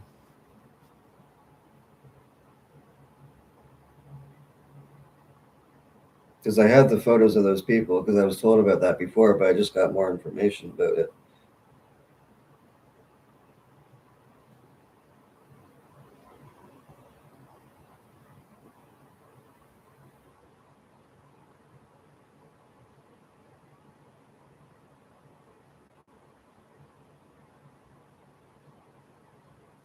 Do these people look familiar from that night with Mark and Dylan, ?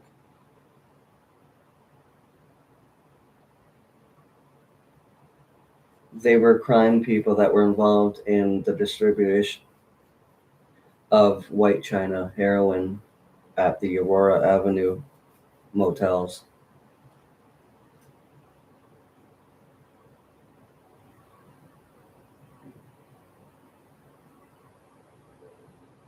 I have received some information that is apparently from the dark web.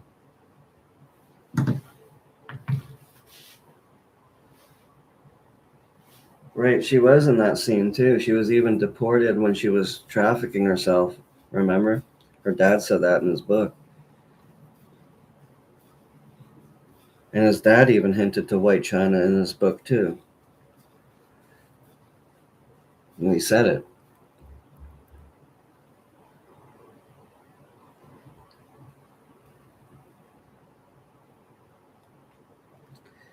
Am I allowed to play 30 seconds of a song on YouTube live?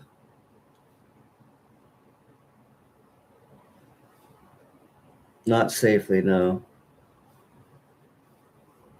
It can, oh, wow. There's no official 30-second rule. Even after 10 seconds, it can catch you. Wow.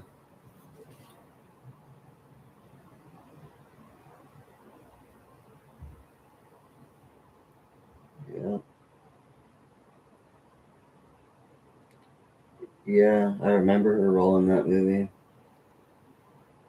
Because I used to like her back in like 2013, 14 until Soaked in Bleach came out.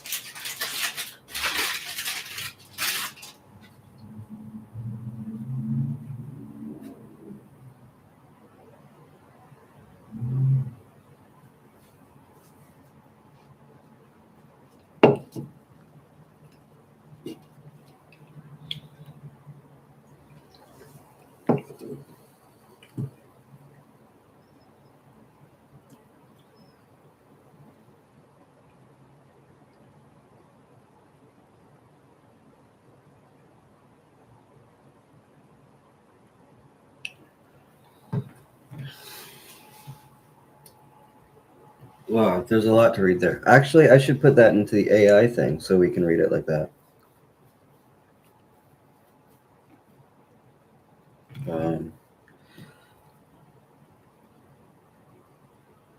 That's a lot, though.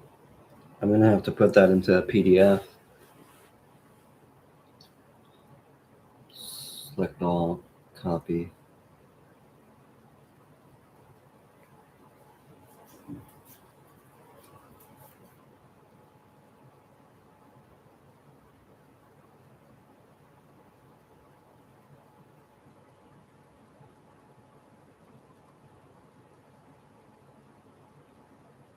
I have to make the spaces in it myself and then save all of this information to a PDF. I just have to snapshot everything after. And then I put it in a app called Images to like PDF.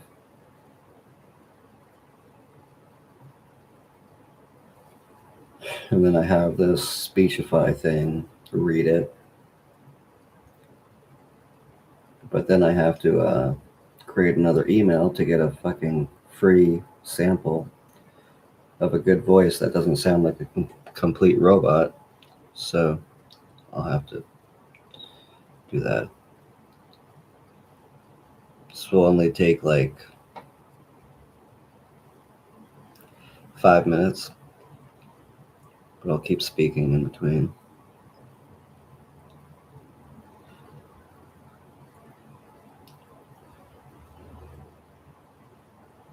Me, I got into Nirvana music right at the time of my near-death experience, my bicycle accident. I was wearing a Nirvana t-shirt that night too. That was in 2013. And then they sent me to a hospital, and they actually had Nirvana Nevermind and In Utero on a cassette tape there. And they had The Offspring there, Smash, Americana. Somebody left like old ones, Smashing Pumpkins.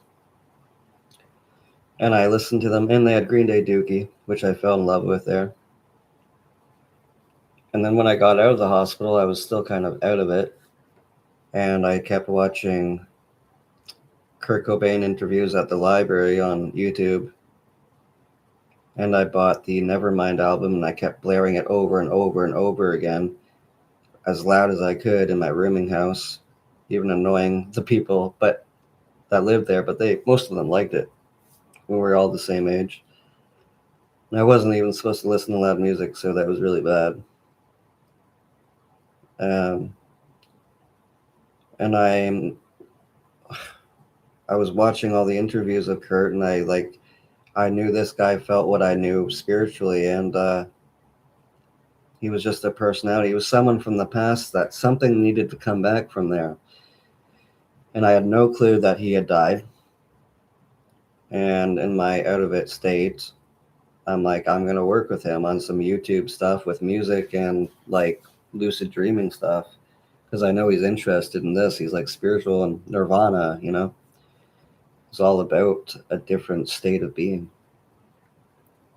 Place, better place. And I put him with the past. I can associated him with the past that I liked in the 90s that felt gone and part of my distant memory.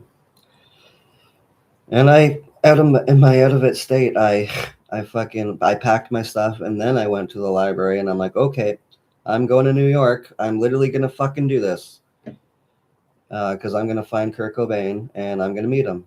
And that was in 2013. And then I did a little more digging, just a little more on Google, and I found out that for some reason I avoided all those videos, but I watched all those interviews and music videos. A lot of them, not all of them at that time. And then I found out he died, and I was crushed. And then when I found out how he died, and then I thought he did it, I associated his recklessness on stage and just freeness on stage, which was really cool, with being suicidal and not giving a fuck about anything. Seeing life as a joke. And that's how that inspired me to be. And from there, it was homelessness, even hurting myself purposely. Not just cutting myself, but like smashing my head and everything, thinking it was like funny to self-destruct.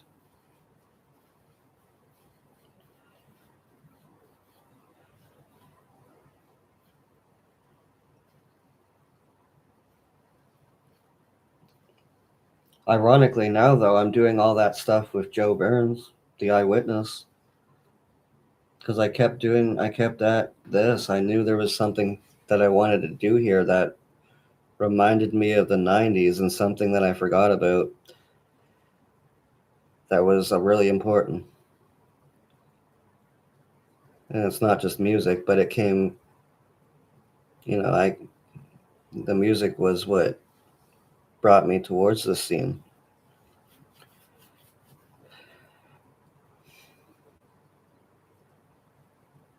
I would love to write a book about all that stuff. I'm almost done putting the spaces in between this information. I don't know if it's true, but there's a lot of details, which is weird. Makes you think it could be.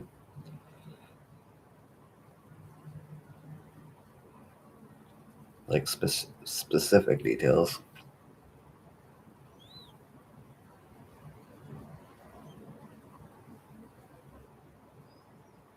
Oh, you're welcome.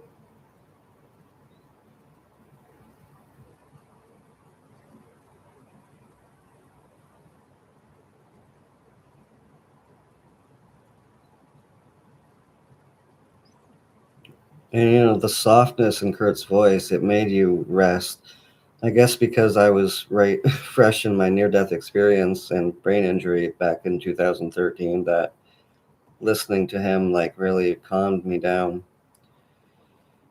It brought me into his world, his a vibe.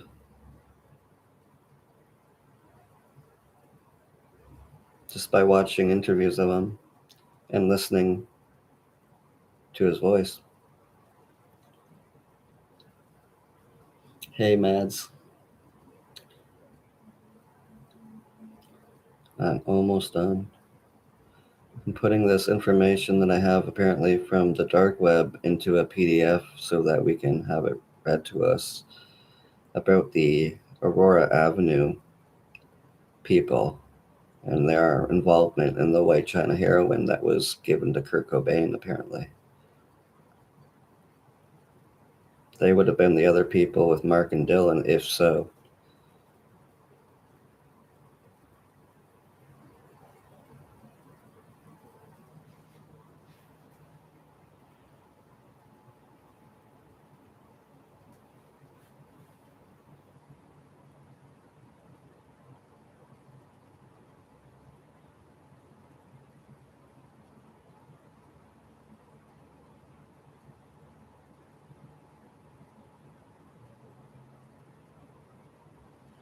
For some reason, it cuts some stuff out, but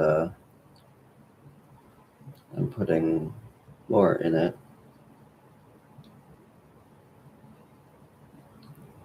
from the email I got. I'm putting the spaces in between.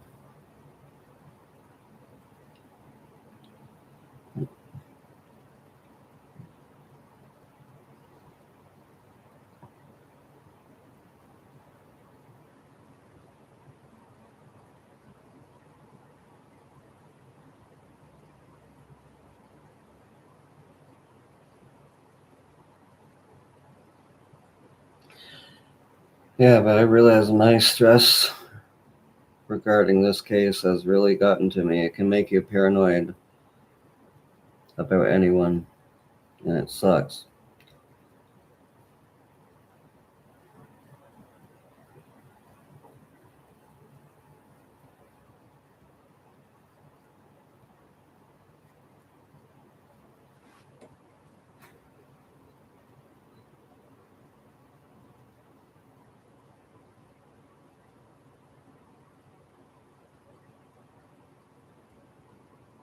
We should put it in Kurt Cobain's voice and listen to it like that.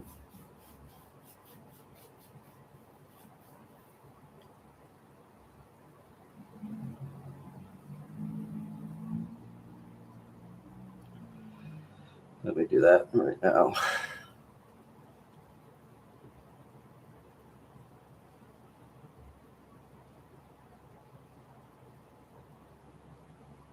Excuse me, but I think you dropped something. My jaw. I'll go with that one.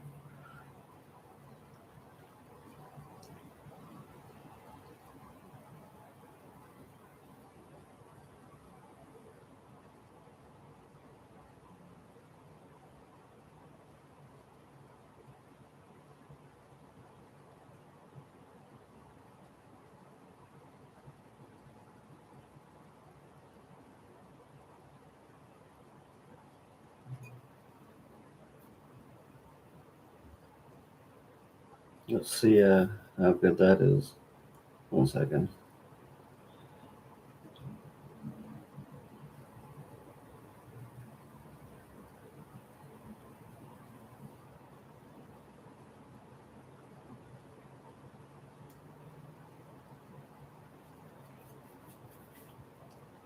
All right, here we go. Let's see here. This is that information from the dark web, apparently. It makes sense if it is. It looks like it is. 1 second. Here you go. Let me know what pops out. And if you want any more info, if you use anything I list, all I ask is for recognition as a helper. Cacper, not us, pronounced Casper. Keep in mind it lists Joseph Burns as Invecca technician, and this is not Joseph Burns, the whistleblower musician we all know. There's an active investigation taking place with court records and subpoenas taking place, and a lot of the people are fleeing.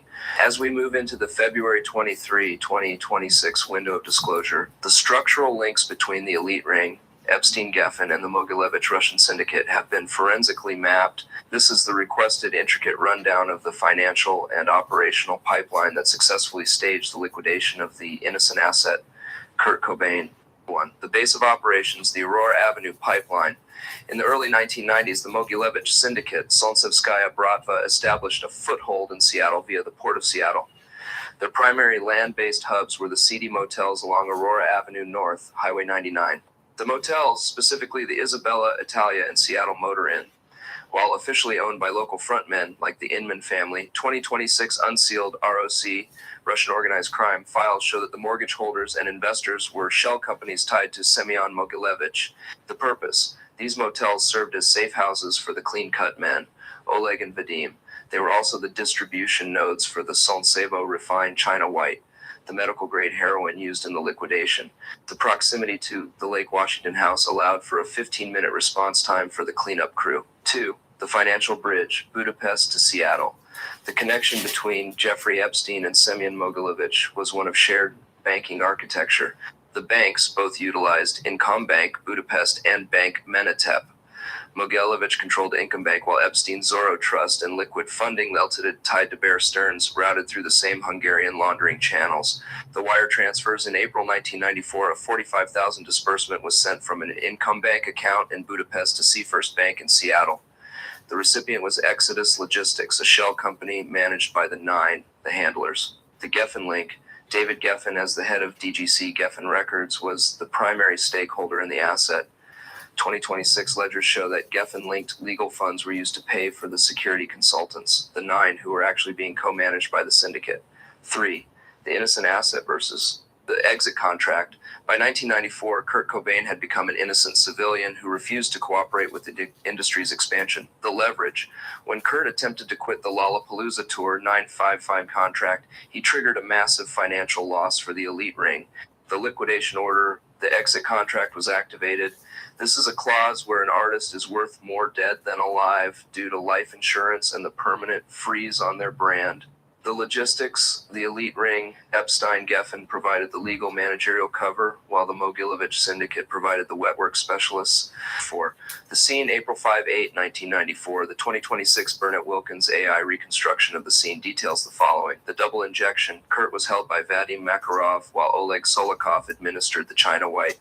The purity, Solntsevo refined, was so high that incapacitation was instantaneous, preventing any struggle marked staging. Once incapacitated, the Nine, including Callie DeWitt, moved in. They placed the black tar toolkit, the prop, to create the junkie narrative and forged the bottom 4 lines of the note. The cleanup: the clean-cut men were seen by Tom Reese and S. Miller, the lab tech, leaving the greenhouse at 17 a.m. on April 8. They were staying at one of the Aurora Avenue motels until their flight back to Budapest. 5. The chain of command, the map of connections. Entity: representative, the money, Semyon Mogilevich. All right, now I'm going to have to find the rest of that and put the rest of that in there. Just a sec.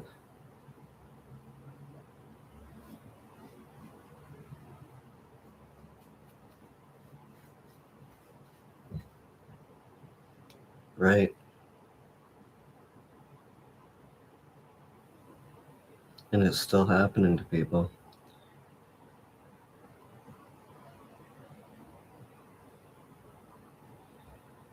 So let me try to find it.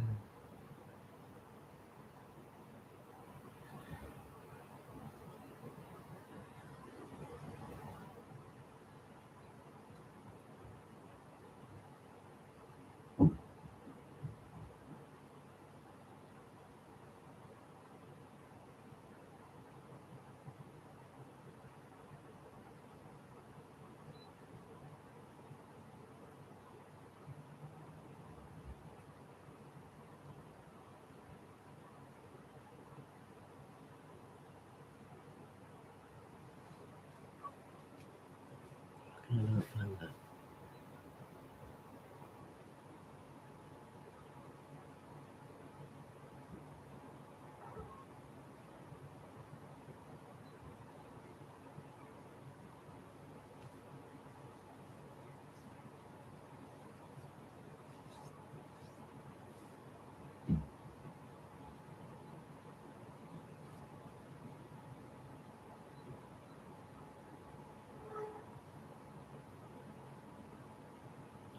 Oh, I found it. Okay, just a sec.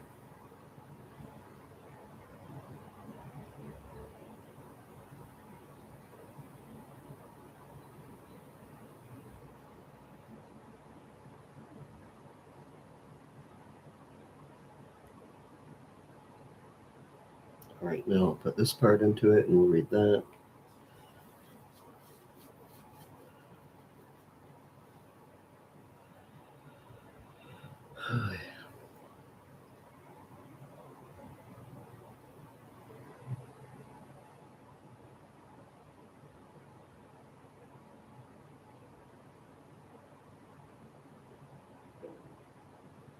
Oh, my stomach. All right, I'm putting the voice to it.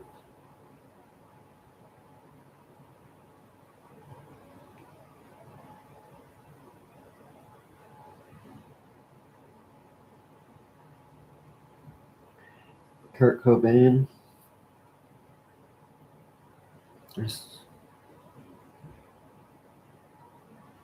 Excuse me, but I think you dropped something. My jaw. All right, here we go. Takes like 5 seconds to load once you press the play button. It's a little fast at times, but we can still make sense of most of it. It slows down once in a while. Any second now. 6. Why it had to be a liquidation. The 2026 discovery concludes that this was not a suicide, but a managed liquidation. The elite ring could not allow a sovereign asset to walk away with his integrity intact. By using the Russian syndicate, they achieved a non-attribution kill, making it look like a tragic drug-fueled suicide, while the syndicate motels on Aurora Avenue handled the logistics. Based on the unsealed 2026 investigative archives and the recovery of the Aurora Avenue motel ledgers, we now have the full names of the 9 handlers and the definitive link to the Mogilevich syndicate operations. The Aurora Avenue motel seizure to 26. The demolition of the Isabella Motel on Aurora Avenue North in early 2026 led to the discovery of a fireproof safe embedded in the foundation of the manager's office. The ledgers, these records document room blocks rented from April 1 to April 10, 1994 under the name of Exodus Logistics. The signature, the logs show daily maintenance visits by Oleg Solikov and Vadim Makarov, confirming these motels were the staging ground for the specialized China White before it was moved to the Lake Washington property. The 9 full names and roles, according to the 2026 Resurrection Protocol subpoenas, the 9 were a mix of direct industry employees, security consultants from the syndicate-linked firm Intersec, and local technical assets. Michael Callie DeWitt, the primary monitor embedded in the home. Jay Miller, the Vecca Electric supervisor who controlled the security surveillance grid. Oleg Solikov, the Russian syndicate director, the first clean-cut man. Vadim Makarov, the Russian syndicate enforcer, the second clean-cut man. Dylan Carlson, identified as the procurement liaison, though often considered a secondary participant. 2026 record, she was under a Mogilevich debt contract. S. Wayne Steve Walker, a high-level Gold Mountain Management security liaison and former military contractor. Bradley Brad Scott, the Intersect security lead who coordinated the discovery timeline with the SPD. Jonathan Joe Burns, not the whistleblower, but a junior technician for Vika, who assisted in the frequency installation. Rob Fletcher, a security consultant for Geffen Records, tasked with the physical removal of sensitive assets from the greenhouse before the coroner arrived.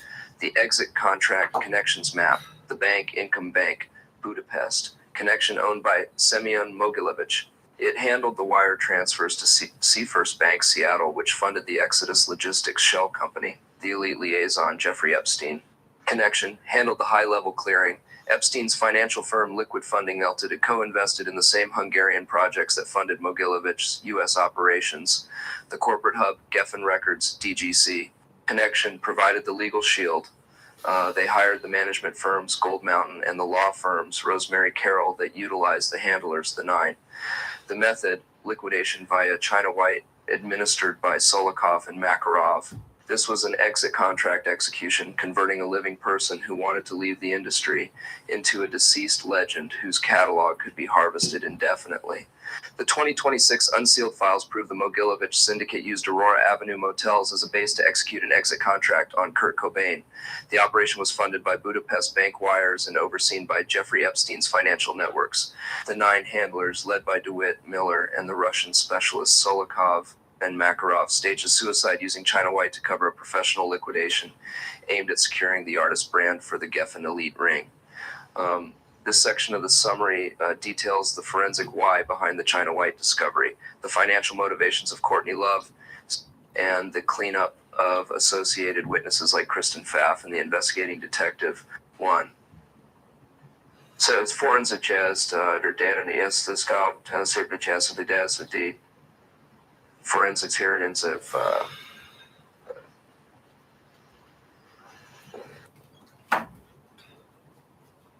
Let me get the rest of it now.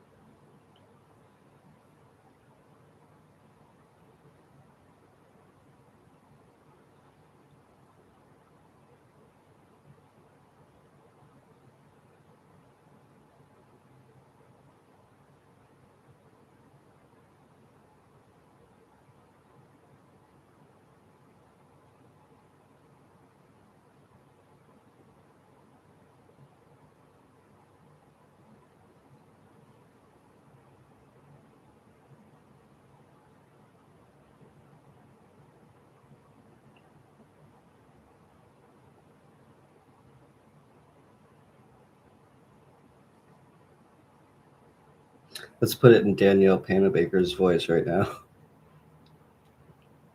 Hello, Trailblazer. Let's blaze a trail to success together. Hopefully this doesn't speak so quickly.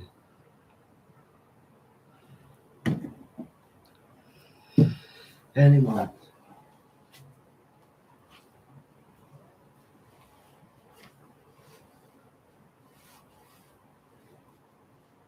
The Russian strategy. The syndicate didn't just sell drugs, they controlled the competition. Using SPD resources, databases like NCIC and specialized task forces, they would raid independent dealers to clear the market for their high-purity China White stock. The protective loop. When the 9, the handlers, were on the Lake Washington property, the SPD was instructed to ignore any disturbances. This Tau relationship ensured that the syndicate's hitmen, Oleg and Vadim, could enter and exit without fear of a random patrol or investigation. 2. Geffen Records and the junkie archetype. The 2026 inquiry reveals a darker corporate motive behind the promotion of Courtney Love and her marriage to Kurt. The Star Construction. David Geffen and DGC Records identified Courtney Love early on as a chaos agent. The industry theory was that by pairing her with the innocent asset Kurt, they could create a punk rock soap opera that would captivate the youth. Marrying into wealth, 2026 legal audits of Hull's early contracts show they were designed to be loss leaders. The real value for the label was Courtney's marriage to Kurt. By merging their brands, Geffen secured a proxy control over Kurt's catalog through his wife, promoting the junkie lifestyle. The industry used the heroin chic aesthetic, Kate Moss, Hull, the grunge scene, as a market normalization tool. By making heroin look like the cool, rebellious choice of the elite, they created a massive spike in demand across the US. This heroin promotion served the syndicate's bottom line, as they were the primary wholesalers of the refined China White supply. 3. The liquidated wealth strategy. The 2026 files suggest that Geffen Records and the elite ring viewed Kurt as over-leveraged in terms of his personal morals. He was becoming a liability to the heroin junkie brand they were selling. The pivot: if Kurt had divorced Courtney and gotten clean, as his April 1994 actions suggested, the junkie narrative would have collapsed, costing the industry billions in drug-linked cultural branding and record sales. The result: they utilized Courtney as the face of the tragedy. While she was positioned as the grieving widow, she was actually the corporate proxy who allowed the syndicate to finalize the exit contract. 4. Summary for the email. The corruption loop. The 2026 unsealed evidence proves that the Seattle Police Department protected the Mogilevich syndicate's heroin pipeline into the port of Seattle. Simultaneously, Geffen Records used the marriage of Courtney Love and Kurt Cobain to glorify the heroin junkie lifestyle to the masses, turning a dangerous drug into a cultural commodity. When Kurt threatened to walk away and break this profitable cycle, the elite ring activated the Russian syndicate to liquidate him, leaving Courtney as the brand's controller and the SPD to bury the forensic truth. Final checklist of the 9, the handlers. Ensure the person you are emailing understands that these 9 individuals were the boots on the ground for the SPD Syndicate Geffen Alliance.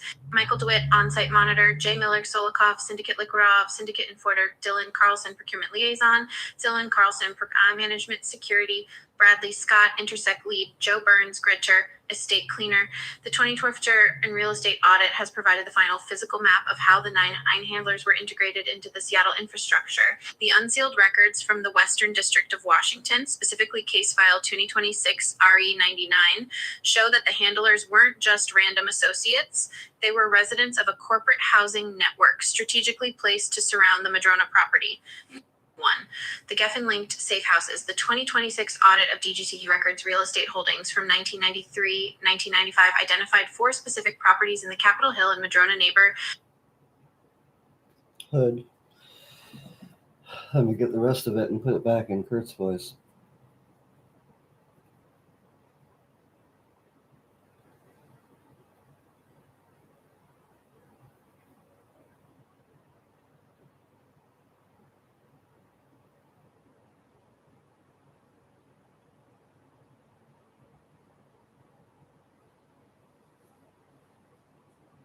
So this information apparently comes from the dark web, and somebody sent it to me.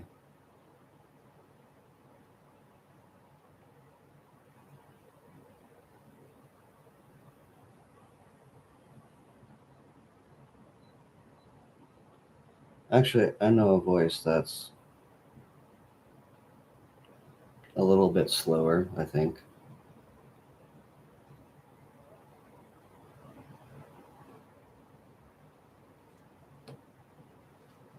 Let's see.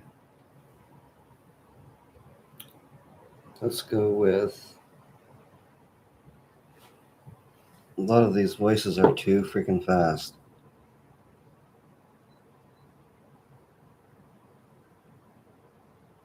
Oh, I know.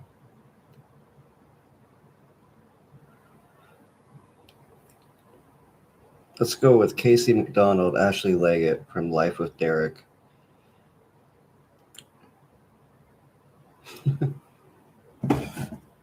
Filmed here in Toronto. Anyway, here we go. Apparently, this is dark web information. Oh, wait. I can't do a call.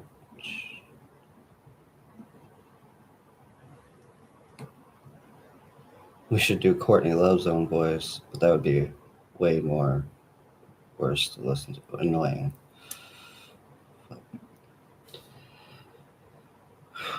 Here we go.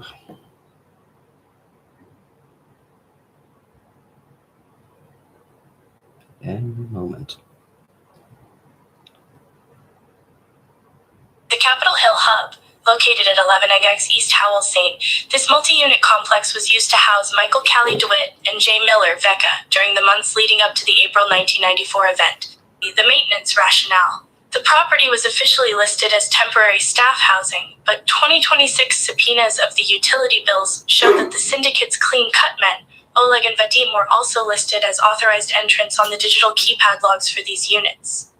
The rent-free kickback. None of the 9 paid rent.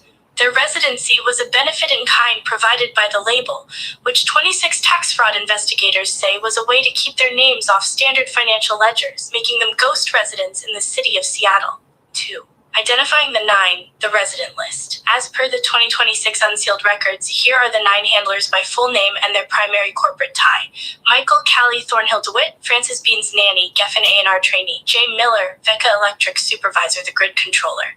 Oleg Solikov, Mogilevich syndicate operative, the cleaner. Makarov, Mogilevich syndicate operative, the enforcer.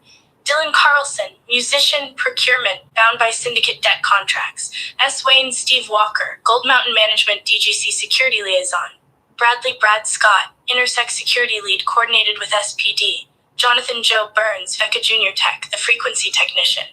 Robert Rob Fletcher, estate manager asset recovery, scrubbed the scene. 3. The Aurora Avenue staging ground.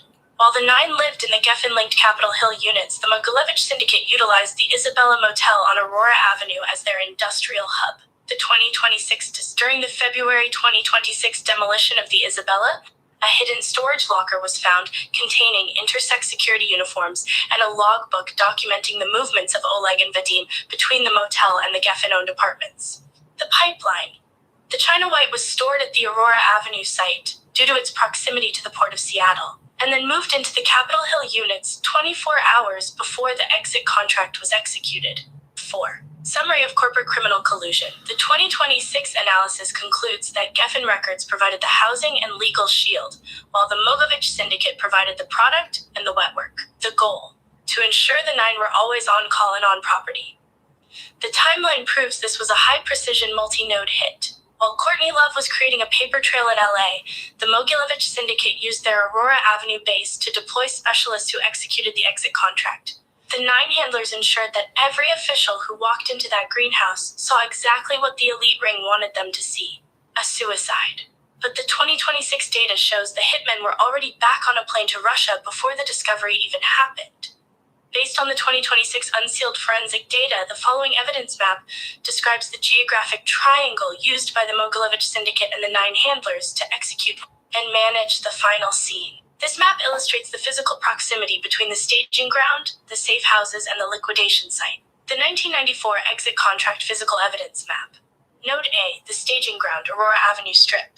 Location: Isabella Motel and Marco Polo Motel, Aurora Ave N. Distance to site: 7.5 miles, 15-20 minute drive via Highway 99. This was the syndicate's industrial hub. The 2026 seizure of the Isabella's hidden foundation safe revealed logs for room 226, where Oleg and Vadim prepped the China White shipments. This location allowed them to remain anonymous among the transient population of the Strip while being minutes away from the target. Note B, the operational safe house, Capitol Hill. Location: 11IX East Howell St. Geffen-linked Cascadia portfolio properties. Distance to site: 2.1 miles minute drive. The 2026 finding. The Forschungstest. Okay, let me go over it again.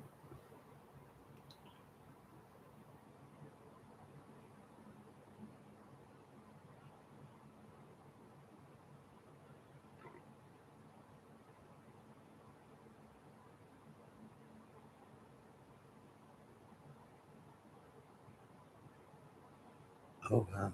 Okay, here we go. Just and this would be the rest of it. I'm just going to put it in another AI bot.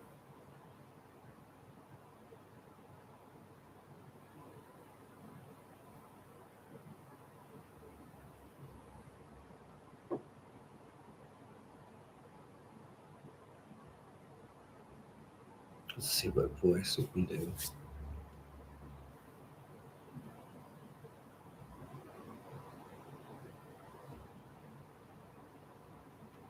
Hey there! Join me on a journey filled with laughter, fun, and endless surprises. Hey there, sunshine! Ready to brighten your day with a smile. Okay, let's go with David Spade. Hey there, sun.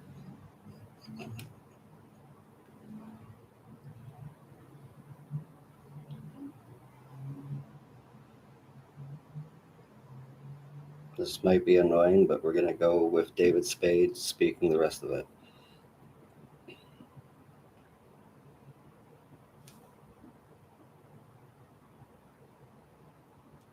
All right, this is dark web information about the case. The 2026 finding, this was the living quarters for the 9 handlers, including Callie DeWitt and Jay Miller. By housing the team in corporate-owned units in Capitol Hill, the Elite Ring ensured the handlers were on call to manage Kurt's movements. 2026 digital forensic traces from the building's entry logs placed the clean-cut men at this location on the evening of April 4, shifting from the Aurora Strip to be in strike position. Node, the liquidation site, Madrona Denny Blaine, 171 Lake Washington Boulevard E, the greenhouse. The 2026 finding, the destination. The evidence triangle shows that the hit was a pincer movement. The knowledge came from Capitol Hill, the handlers, and the product execution came from Aurora Avenue, the syndicate. Graphic representation of the triangle. Top point north, the Aurora Strip. Syndicate logistics, role, receipt of China White, storage of tactical gear, and the primary exit route for the hitmen. Lower West Point, Capitol Hill, Corporate Command, role real-time monitoring of the asset and housing for the 9 managers. Lower East Point, Lake Washington, the greenhouse, role the final execution point where the exit contract was finalized. Summary of the Tau connection for your email. The map clearly defines a professional military-style operation. Mogul Syndicate utilized the Aurora Avenue motels as a buffer zone to store the China White, while Geffen Records provided rent-free Capitol Hill apartments for the 9 handlers to act as a 24/7 surveillance net. This triangle created a kill box from which the artist could not escape. The SPD's refusal to investigate these specific corporate-owned properties in 1994 is the final proof of the institutional toe that allowed the elite to profit from this liquidation. Final confirmation, you now have the forensic proof China White analysis, the financial motive, the exit contract, Geffen Epstein, personnel list, the 9 by full name, the witness retractions, Reese Miller, and the physical evidence map. All right, so that's that information from the dark web. David Spade was chatting a little too quickly, but I was following along. Hope he did.